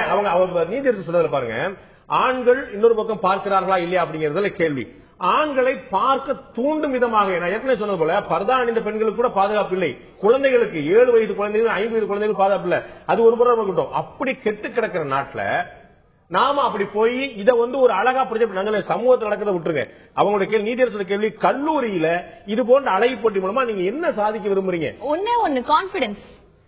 ஒருத்தவங்க இவர் ஃபர்ஸ்ட் பாயிண்ட் சொன்னது வந்து அழகா இருக்கவங்க இவங்கலாம், அசிங்கமா இருக்கவங்க இவங்கலாம் வரையறப்படுத்துறாங்க ஒரு அழகி போட்டி வச்சுன்னு சொன்னாரு. பட் அப்படி கண்டிப்பா கிடையாது. யார் வேணா பங்கேற்கலாம்ன்றதுக்கான ஒரு வாய்ப்பை கொடுக்கறாங்க. நீங்க சொல்லுங்க, யாருக்கு வந்து இந்த மாதிரி ஒரு எண்ணம் இருக்குதோ அவங்க தான் வருவாங்க. கருப்பா இருக்கிறவங்களுக்கோ ஒல்லியா இருக்கிறவங்களுக்கோ. நான் எப்படி வந்திருக்க முடியும்? நீங்க கருப்பா இல்லையா? நான் கருப்பா தான் இருக்கேன். சின்ன வயசுல இருந்து கருப்பா இருக்கேன், இதை பண்ண முடியாதுன்னு சொன்ன தூண்டுதலே இப்ப நான் ஒரு மாடலா இருக்கேன். எனக்கு 8 வருஷம், எனக்கு 6 வருஷத்துக்கு முன்னாடி ஒரு கத்துக்குத்து. Please note the point your honour. இல்ல இதுல வந்து நான் இது மாடலா இருக்கிறது நீங்க குற்ற மாதிரி சொல்றீங்க. நான் சொல்றேன், எனக்கு சந்தர்ப்பம் கொடுத்தனால நான் வரேன். நான் முதல்ல டாக்டர் ரேஷல் கத்த முடிச்சறேன்.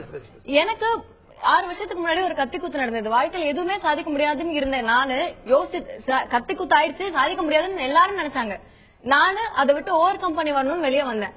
வந்த போது எனக்கு மாடலிங் ரொம்ப பிடிச்ச விஷயமா இருந்தது. எனக்கு ஒரு போர்ட்போலியோ ஷூட் முடிச்சேன். எனக்கு எவ்வளவு கான்பிடன்ஸ் வந்தது அதுக்கான அளவே கிடையாது. எந்த அளவுக்கு கான்பிடன்ஸ் வந்ததுன்னா, உங்க அழகை நீங்க இப்ப வெளியே போறீங்க, ரொம்ப நல்லா வந்திருக்கீங்க, இவங்க ரொம்ப நல்லா இருக்கீங்கன்னும் போது உங்களுக்கு எவ்வளவு கான்பிடன்ஸ் வரும். அடுத்து நீங்க பண்ற செயல உங்க அழகு யாரா இருந்தாலும் உங்களுடைய அழகு அங்கீகரிக்கப்படும் போது அதனால உங்களுக்கு வர கான்பிடன்ஸ் ரொம்ப ரொம்ப ரொம்ப ரொம்ப பெருசு. டாக்டர் புனிதா, உங்கள்ட்ட நான் கேட்க விரும்புறேன். டாக்டர் ரேஷல் சொன்னாங்க இந்த மாதிரி வந்து இது மூலமா அடிப்படையா வரக்கூடியது என்னுடைய கான்பிடன்ஸ் எனக்கு வந்து பெருசா பில்டப் ஆகுது. நீதியரசர் ஒரு முக்கியமான விஷயம், அவருடைய ஏஜ் மட்டும் இல்ல, அவர் சட்டத்தை வந்து முழுமையா படிச்சவர் அப்படிங்கிற முறையில சமூகம் இந்த பெண்களை எப்படி பார்க்குதுங்கிற முறையில 3 விதமாகும். ஒரு தகப்பன் ஸ்தானத்துல இருந்தும் ஒரு சமூக பார்வையிலிருந்து ஒரு நீதியரசர் பார்வை சொல்றாரு. இது முழுக்க முழுக்க தவறாக பார்க்கப்படும், தவறாக புரிந்து கொள்ளப்படும். அப்படிங்கும் போது கல்லூரியில உங்களுக்கு வந்து அவங்க சொன்ன மாதிரி செல்ஃப் கான்பிடன்ஸ் வேணுமா, அழகி வரணுமா, நீங்க வேற போட்டியில கலந்துங்க. கல்லூரியில அழகி போட்டி நடத்துறதுக்கு களம் தேவையா? கல்லூரியில வந்து நடத்தலாம், நடத்தாம இருக்கலாம். அப்படின்னு நடத்துறதுனால என்ன தப்பு? ஒரு மனுஷன் வந்து அவனோட ஒரு கண்ணோட்டம் தப்பா ஒரு பொண்ணை பாக்குறான், ஃபுல்லா ட்ரெஸ் போட்டு இருந்தாலும் பாக்குறான், அரைகுறையா போட்டிருந்தாலும் பாக்குறான், அது அவனோட நேச்சர். அப்படின்னு அவனுக்காக வந்து நம்ம சட்டத்தை மாத்த முடியாது. நீ இது பண்ணாத, இப்படி நடக்காத, இப்படி போடாத அப்படின்றது தப்பு. ஒருத்தரோட இண்டிவிஜுவல். இந்த பொண்ணு அண்ணா யூனிவர்சிட்டியில படிச்சிருக்குன்னா நல்லா படிச்சு மெரிட்ல போய் சேர்ந்து வாங்கி இருக்கு. சோ அவளோட லைஃப்ல எல்லாத்தையுமே கரெக்டா தான் பண்ணி இருக்கா. கல்லூரியில நடத்தி இருக்காங்க, போயிருக்கா. யாரையுமே இப்ப நீ அழகு அப்படின்றது அவங்களுக்கு சந்தோஷமான விஷயம் தான். இப்ப நீ நல்லா ட்ரெஸ் பண்ணி ஜட்ஜ் என்ன கேக்குறாருன்னா, பொறியியல் கல்லூரிக்கும் அழகி போட்டிக்கு என்னங்க சம்பந்தம் கேக்குறாரு. நீ வந்து எல்லாருக்குமே சம்பந்தம் தானே. இப்ப நாம பொறியியல் கல்லூரியில இருக்கறதுனால நம்ம மிஷின் இப்படிதான் இருக்கணும் அப்படின்னு அழகு யாருமே நீ டாக்டர் படிக்கலாம் இருக்காங்க. படிச்சதுனாலதான் இன்ஜினியர் ஆயிருக்காங்க, படிச்சதுனாலதான் ஒரு இதுல வந்திருக்காங்க. அதுலயும் ஒரு அவங்களுக்கு அழகு அப்படின்னு சொல்றதுனால என்ன தப்பு இருக்கு சொல்லுங்க? இல்ல இது மூலமா அழகி போட்டி நடத்துறது மூலமா நான் கேக்குறேன், அழகி போட்டி நடத்துறீங்க கல்லூரியில, வரக்கூடிய மாணவர்கள் உங்களுக்கு மார்க் போடுறதுக்காக வந்திருக்காங்க. அவருடைய கமெண்ட் வந்து நீங்க கேள்விப்பட்டிருக்க மாட்டீங்களா? அவங்களுடைய எண்ணங்கள் நீங்க பாத்துக்க மாட்டீங்களா? அப்ப நம்ம எதை ப்ரொஜெக்ட் பண்றோம், எதை தூண்டுறோங்கிறது உங்களுக்கு தெரிய வேண்டாமா? நம்ம வாழ்க்கையை நம்ம தானே சார் டிசைட் பண்ணணும். அவன் நம்மளுக்கு மார்க் போடுறாங்க, மத்தவங்க நம்மள டிசைட் பண்றாங்க அப்படின்றதுனால அவங்களுக்கு பிடிச்சிருக்கு பிடிக்காதது அப்படின்றது இந்த எல்லாரையும் காலேஜ்ல இருக்க எல்லாரையும் கம்பல் பண்ணி பார்ட்டிசிபேட் பண்ண சொல்லலையே. எங்கேயுமே கம்பல்சன் கிடையாது, உங்களுடைய விருப்பம் தான். ஆனா விருப்பங்கிறது எது போன்ற விளைவுகளை ஏற்படுத்தும், கல்லூரிக்கு தேவையாங்கிறது அவங்களுடைய கேள்வி. விளைவுகள் வந்து ஒரு இண்டிவிஜுவல் பர்சனோட ஒப்பீனியன் சார். அதான் சொல்றீங்களே, நிர்பயா வந்து ஃபுல்லா ட்ரெஸ் பண்ணிட்டு தான் நின்னுட்டு இருந்தா அப்படின்னு. அவளோட பிரச்சனை ஒண்ணுமே கிடையாது. அவன் மனசுல கெட்ட எண்ணம், அவனோட மனசுல நீங்க எப்படி பாக்கணும்? இவ்வளவு பத்திரமா ஒரு சாதாரண ரோட்ல நடக்கிற பெண்களுக்கே இந்த மாதிரி ஆகுது. நம்ம கல்லூரியில இது மாதிரி உடலை ப்ரொஜெக்ட் பண்ண முடியாத விஷயம் தான் இன்னும் ஆபத்தா போன்னு நினைக்க வேண்டாமா? அவங்களுக்கு ஆகுது அப்படின்னா நீங்க அதை எடுத்துக்க வேண்டிய லெசன் என்ன? அதுல இருந்து அவங்களுக்கே இந்த மாதிரி நடக்கும், நமக்கு இன்னும் ஒரு பிரச்சனை வரலாம் தான் நீங்க நினைக்கணும், அப்படி இல்லையா? கண்டிப்பா தான். சாப்பிட்டா டயரியா வரும் அப்படின்றதுக்காக வெளியே சாப்பிடாமயே இருக்க முடியாது பாருங்க அப்படின்னு ஒவ்வொருத்தரோட பயம் இதெல்லாம் இருக்கக்கூடாது சார். அவங்களுக்கு இஷ்டம், அவங்க பண்றாங்க, அவ்வளவுதான். ஒரு மனுஷனோட இண்டிவிஜுவாலிட்டி, அவங்களோட டெசிஷன் அது அப்படின்னு. யாரும் இதை பண்ணு இதை பண்ணக்கூடாது அப்படின்னு சொல்றதுக்கு வந்து யாருக்குமே இது கிடையாது. இல்ல, சட்டம்னு ஒண்ணு இருக்கு, அதுக்காக தான் இருக்குது. ஜஸ்டிஸ் சொன்ன மாதிரி பொது இடங்கள்ல வந்து நீங்க எப்படி தோற்றம் அளிக்கணும் அப்படிங்கறத நீங்க முடிவு பண்ண முடியாது, சட்டம் முடிவு பண்ணுது. நீங்க சொல்ல முடியாது. இல்ல, அவர் தான் சொன்னார், நிர்வாணமா வந்து ரோட்ல நடக்க முடியாது, ஆனா நம்ம வீட்டுல இருக்கலாம். புரியுதுங்களா? இல்ல, நீதியரசரும் திரு வள்ளிநாயகம் என்ன சொல்றாங்க அப்படின்னா, நீங்க வீட்டுல இருந்துங்க, கல்லூரியில இருக்காதீங்க. கல்லூரிங்கிறது நம்மளுடைய வீடு கிடையாது, அது ஒரு பொது இடம் தானே. அது எப்படி நீங்க இருக்காதீங்கன்னு சொல்றது எனக்கு ரொம்ப பெண்ணடிமைத்தனமா தெரியுதுங்க. நீங்க பண்ணாதீங்க, இதெல்லாம் பண்ணக்கூடாது, நீங்க இந்த மாதிரி ட்ரெஸ் போடக்கூடாதுன்னு, இது ரொம்ப நிஜமாவே பெண்ணடிமைத்தனமா தெரியுது. நிர்பயா ஃபேஷன் ஷோ வச்சு அதுல ஆண்கள் நடந்தா ஓகேவா? பெண்களுக்கு அந்த இது தோண மாட்டுது. இல்ல, அவர் வந்து இன்னைக்கு தீர்ப்புல வந்து இந்த மாதிரி அழகி போட்டியே வேண்டாம் சொல்லிருக்காரு. அழகன்னு சொல்லவே இல்லையா? நடந்தது அழகி போட்டிங்கிறதுனால சொல்லிருக்காரு. அதுதான் சொல்றேன், அழகன் போட்டி நடக்குதா சொல்லுங்க. ஏன் இப்ப வந்து ஐ படம் வந்திருக்கு, அதுல அழகன் போட்டி எல்லாரும் சந்தோஷப்படுறாங்க இல்லையா அப்படின்னு. அது அந்த மாதிரி எனக்கு தெரிஞ்சு கல்லூரிகள்ல எனக்கு தெரிஞ்சு நானும் படிச்சிருக்கேன். எதுன்னு நீங்க மிஸ் இந்தியாவும் மிஸ் வேர்ல்டையும் கம்பேர் பண்ண முடியாது. பெண்கள் வந்து ரொம்ப டீசென்டா தான் ட்ரெஸ் பண்ணிக்கிட்டு வராங்க. ஒரு கல்ச்சரல்ஸ்ல எனக்கு தெரிஞ்சு ஸ்டூடெண்ட்ஸ் பாதி கடைசி வரைக்கும் வெயிட் பண்றதே ஃபேஷன் ஷோக்காக தான். அது வந்து நீ சொல்லும் போது உங்க முகத்துல எவ்வளவு பெரிய பூரி போறது பாருங்க. எல்லாம் காத்துட்டு இருக்கிறதே அந்த கல்ச்சரல்ஸ்ல காத்துட்டு இருக்கிறதே அந்த ஃபேஷன் ஷோக்காக. எதுக்காக? நீங்க நல்லா பரதநாட்டியம் ஆடும்போது பாக்கல, நீங்க நல்லா பாட்டு பாடும்போது பாக்கல, நீங்க ஒரு மிகப்பெரிய விஷயத்தை நீங்க ஒப்பிக்கும் போது பாக்கல, ஆனா நீங்க வந்து ஃபேஷன் ஷோ வருவீங்க போது எல்லாம் காத்துட்டு இருக்கிற. பெண்கள் மட்டும் வரதில்ல சார், ஆண்களும் வராங்க, எல்லாரும் வராங்க அப்படின்னு. ஒரு என்ன சொல்றது, ஒரு சிற்பத்தை போய் நம்ம ரசிச்சுட்டு வரோம் அப்படின்னு அதுல வந்து தப்பு ஒண்ணு நம்மளுக்கு தோன்றது இல்ல. அதே மாதிரி ஒரு அழகான பெண் நடந்து வரா, பாக்குறாங்க, இது பண்றாங்க, அவ்வளவுதான். அதை பார்த்துட்டு முடிச்சுட்டு கிளம்பிக்கிட்டே இருக்கணும். அதை வந்து அதை பெருசா அதுல வந்து ஒரு நீங்க வந்து கேட் வாக் பண்ணிட்டு நடந்து போயிருவீங்க, பாக்குற அப்படி போயிருவானு சொல்ல முடியாது. ஒரு முக்கியமான கேள்வி இருக்கு, இன்னொரு விஷயம் பார்க்க வேண்டியிருக்கு. கல்லூரிகளிலும் சரி பள்ளிகளிலும் சரி விளையாட்டு போட்டிகள் அதிகம் நடத்தப்படுகின்றன. பள்ளியும் கல்லூரியும் படிப்பதற்காக மட்டுமே என்றால் அங்கு விளையாட்டு போட்டிகள் எதுக்காக நடத்தப்படுகின்றன? விளையாட்டு போட்டிகள் நடத்தலாம் என்றால் இது போன்ற கலை நிகழ்ச்சிகள் ஏன் நடத்தப்படக்கூடாது? கலை நிகழ்ச்சிகள் நடத்தலாம் என்றால் அதில் அழகி போட்டியை நடத்தக்கூடாது? விவாதிக்கலாம் ஒரு சிறிய இடைவெளிக்கு.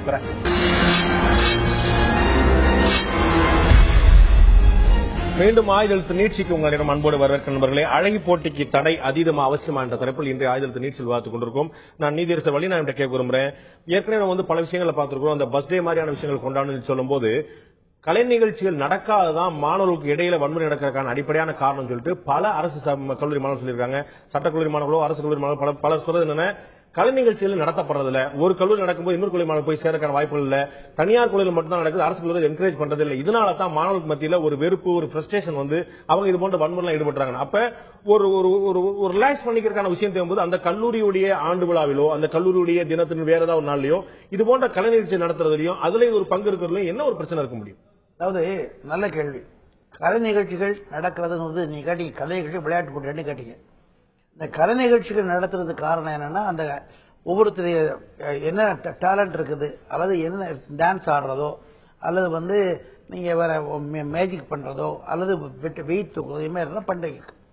அதுல என்ன ஆகுதுன்னா, உங்களுக்கு வந்து கலை நிகழ்ச்சி பண்ணுகின்ற பொழுது அது பொதுவான ஒரு நோக்கம், அது எந்த விதமான ஆபாசமும் இல்லை என்னை பொறுத்த மட்டிலே.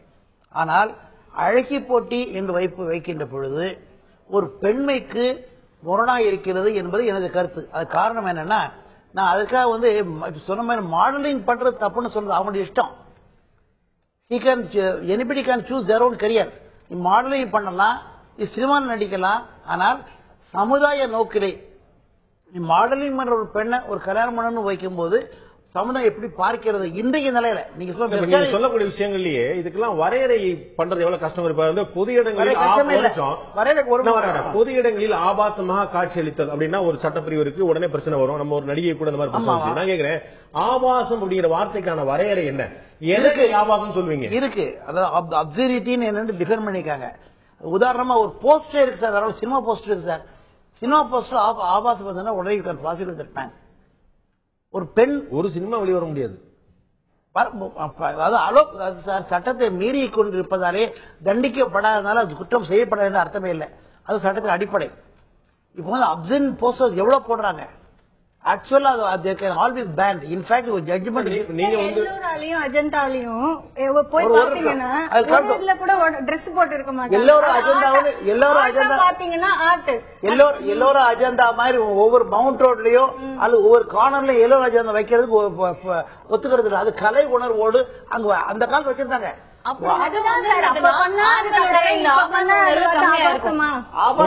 எல்லாருக்கும் வச்சிருந்தா ஆபாச உணர்வு இருக்காதா? ஓவியங்கள் நாடு முழுக்க இருந்தா அந்த பிரச்சனை வந்திருக்காங்க. பத்தி பேச தயாரா இருக்க நம்ம கலாச்சாரம்ன்ற பேர்ல கரப்ஷன் இருக்கிறதுல அசிங்கமான விஷயம். அதை பத்தி குழந்தைங்களோட டிஸ்கஸ் பண்ண தயாரா இருக்க நம்ம வீட்டு பெண்களோட அவங்களோட ஆடை பத்தியும் அவங்களோட சுதந்திர பத்தியும் பெண் உரிமை பத்தியும் பேசுறதுக்கு ஏன் தயங்குறோம்? இதெல்லாம் நல்ல விஷயம். இது வந்து கொஞ்சம் நல்லபடியா ட்ரெஸ் போட்டுக்குமான்னு சொல்றது பெண்ணடித்தனமான இப்ப உங்களுக்கு தெரியும், சில கல்லூரிகளில நீங்கள் வந்து ஜீன்ஸ் போட்டா எப்படி போடணும்னு வரைய தப்பா? அது அதுவும் தப்பு தான் சொல்றாங்க.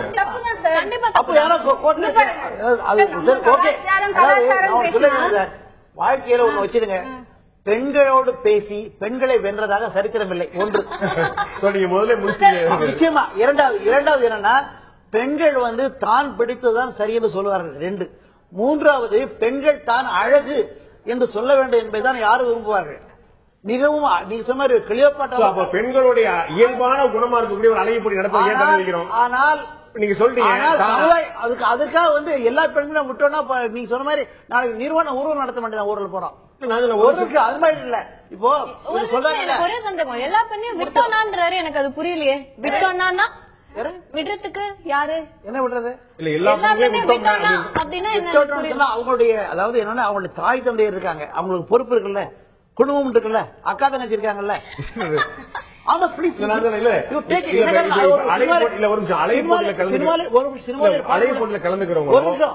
நடிக்கிறவங்களோ மால் நடிக்கலாம், அவங்கள பெற்றோர்கள் தெரியாம நடிக்கிறாங்களா? அதான் சொல்ல வர, அதான் முதல்ல சொன்னேன். I want to clarify that. நீங்க உங்களுடைய ப்ரொஃபஷனல் சூஸ் பண்ண வேண்டாம், மாடலா இருக்க போறேன், எனக்கு பிடிச்சிருக்கு, ஓகே, நீ சிவன் நடிக்க போற நடிச்சு வேணும்னு சொல்லல. ஆனால் அதனுடைய விளைவுகள் எல்லா பெண்களும் இது மாதிரி ஆரம்பிச்சாங்கன்னா என்ன ஆகும்? அதுதான் ஒரு பாட்டே என்ன ஆகும்? அவங்க வந்து அடிப்படையில் ஒரு டாக்டர், அவங்களுடைய ப்ரொஃபஷன் வந்து மாடலிங் நடிச்சிருக்காங்க, இவங்க ஒரு டாக்டர், இது வந்து தப்பே நினைக்கிறாங்க. சமுதாயம் எப்படி சேர சொல்றேன், உதாரணம் சொல்றேன். முன்னாள் வந்து சப்ரஷன் 2 பேரும் டாக்டரா இருக்காங்க, 2 பேரும் கிளினிக் வச்சிருக்காங்க, 2 பேரும் பேஷன்ஸ் பாக்குறாங்க, 2 பேரும் அவங்களுடைய வேலையை பார்த்துட்டே தான் இருக்காங்க. பேர்ல அவங்களுடைய பேஷன் அவங்களுடைய ஆசை இது தனியா பண்ணிட்டு இருக்காங்க. இது சமுதாயம் என்ன சொல்ல வரேன்னா, நீ பண்ணியது வந்து 4 அறைக்குள் பண்ணும்போது யாரு வேணாம்னு சொல்ல வரல. பப்ளிக்கா வர்றது தப்பா கேள்வி சமுதாயம் ஏற்றுக்கொள்ளுமா? அதாவது நீங்க வந்து இன்னைக்கு 1000 ஆய்வு பண்ணலாம் சார். சினிமாலே பாடினா கணவன் மட்டும் காட்டும் பொருளை காட்சி போட்டு காட்டுறேன் பாடினா இல்லையா? கலாச்சாரம் என்ன சார்? வெள்ளைக்காரன் வரதுக்கு முன்னாடி பிளவுஸே போடுறது கிடையாது. அதுதான் நம்ம கலாச்சாரம்.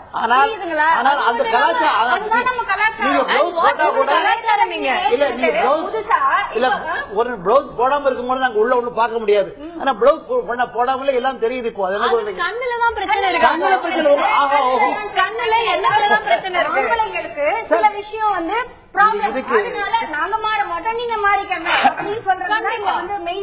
பெண்கள் அடக்கமாக இருக்க வேண்டும் என்பது சாமுத்திர விஷயம்.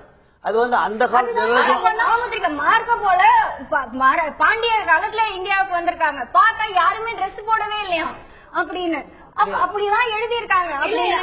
கலாச்சாரம் நம்ம எதை பேசிட்டு இருக்கோம் நான் கேக்குறேன். மாற்றம் மாறிக்கிட்டே இருக்கு, எதுவுமே விஷயம் கிடையாது. மாற்றத்தை ஏன் எம்ப்ரேஸ் பண்ண மாட்டேங்கிறீங்க, ஏன் ஏத்துக்க மாட்டேங்கிறீங்க? நாங்க இப்படிதான் இருக்கோம் சொல்லிட்டு இருக்கும்போது நம்முடைய இப்ப பாருங்க களத்துல வந்து வயல்ல வேலை பார்த்துட்டு இருக்காங்க பாத்தீங்களா, அவங்க வந்து புடவை மேல வரைக்கும் இழுத்து போட்டு பார்த்துட்டு இருப்பாங்க. ஆனா அவங்களுடைய பார்வையில யாருக்கும் ஆபாசம் வராது. அவங்க பார்க்கும்போது நீங்க கவனிக்கணும்.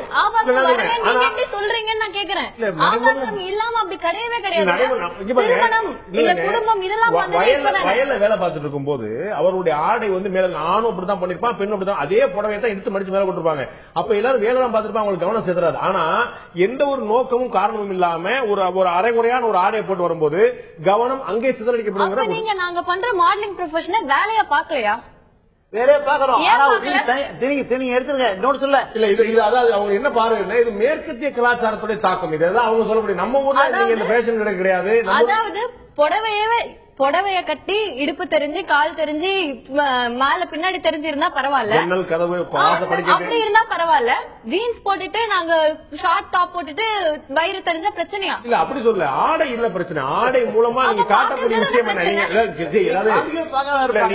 காட்டுறது இல்ல பிரச்சனை, பாக்குறது பிரச்சனை. இப்போ ஆண்களுக்கு பிரச்சனை இப்படிதான் வந்து யார் மேல பழி போடணும்னு தேடுவாங்க. நீங்க தான் சொன்னீங்க அந்த கலை நிகழ்ச்சியிலேயே எல்லாரும் காத்துட்டு இருக்கிறது இந்த ஃபேஷன் ஷோக்காக தான் அப்படின்னு. அதற்கான நோக்கம் என்னங்கிறது உங்களுக்கே தெரியுமே, ஏன் காத்துட்டு இருக்காங்க? அதோட நோக்கம் என்ன? எல்லாரும் ரொம்ப சந்தோஷமா இருக்கு சார். ஒரு நாள் அழகான பொண்ணு ஃபுல்லா ட்ரெஸ் பண்ணி வந்தாலும் ஃபேஷன் ஷோல இருந்து பார்க்க தான் செய்வாங்க. நீங்க புடவைய கட்டி இந்த ஸ்டேஜ்ல நடந்தாலும் அதுக்கு வெயிட் பண்ணி பாத்துதான்.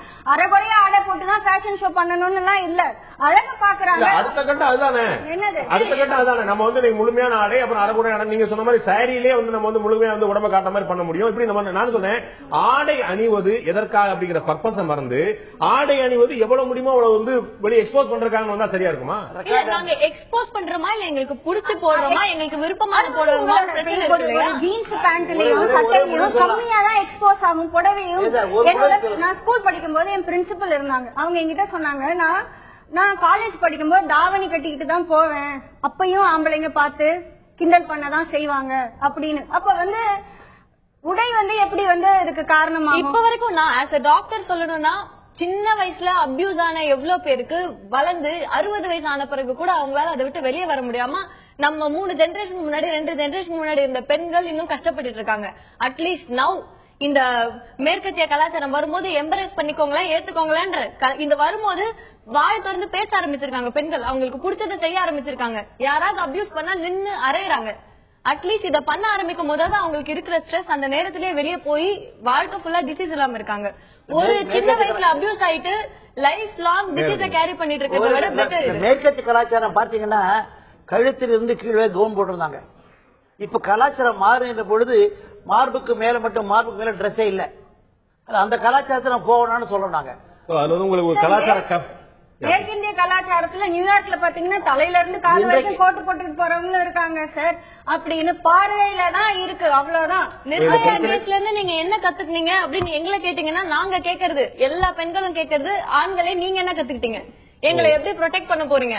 ஓகே, ஆண்களுக்கான மெசேஜ் உங்கள்ட்ட நிறைய இருக்கு, பெண்களுக்கான மெசேஜ் ஆண்கள்ட்ட நிறைய இருக்கு. இது தாண்டி ஒரு முக்கியமான அடிப்படையான உண்மை என்னன்னா, காலத்துக்கு ஏற்ப இது போன்ற விஷயங்கள் மாறிக்கொண்டே இருக்கின்றன. கலாச்சாரம் என்பதே ஒவ்வொரு காலத்துக்கும் மாறக்கூடியதான வந்து கலாச்சாரம் என்பதோட காலச்சாரம் அப்படிங்கறத ஒரு அடிப்படையான விஷயமா இருக்க முடியும். காலத்துக்கு ஏற்ப இது மாறிக்கொண்டே இருக்கிறது. இந்த காலத்திய பெண்கள் இதை விரும்புகிறார்கள். கல்லூரிகளில் இப்போதைக்கு நீதிமன்றம் தடை வைத்திருக்கிறது. இதற்கு மேல்முறையீடு இருக்கிறதா, அரசியல் நடவடிக்கை எடுக்க போகிறது, உயர்கல்வித்துறை என்ன நடவடிக்கை எடுக்க போகிறது பொறுத்திருந்து பார்ப்போம். நிகழ்ச்சியில் கலந்து கொண்டு கருத்து விருந்தினர்கள் 3 பேருக்கும் நன்றி. பார்த்த உங்களுக்கும் நன்றி நண்பர்களை. மீண்டும் இன்னொரு நிகழ்ச்சி சந்திப்போம். அதுவரை நன்றி, வணக்கம்.